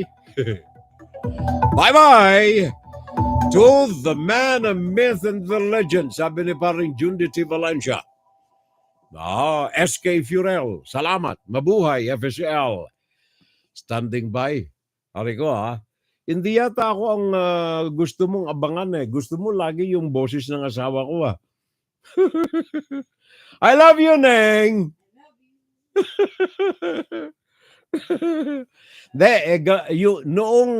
Noong mag-boyfriend, girlfriend pa lang tayo, pag sinasabi kong, I love you, Neng. Kailangan nyo, ayaw mo siya, I love you, Neng. Secret. Secret daw, pare ko Kasi ngayon medyo pasigaw kami. Matanda na I love you, Neng! Nung araw lalapit pa ako ng konti paring Jundi sa kanya. Doon malapit na sa kanyang pisngi. Doon sa malapit na sa may kanyang tenga, tapos bubuluhan ko. Neng, I love you.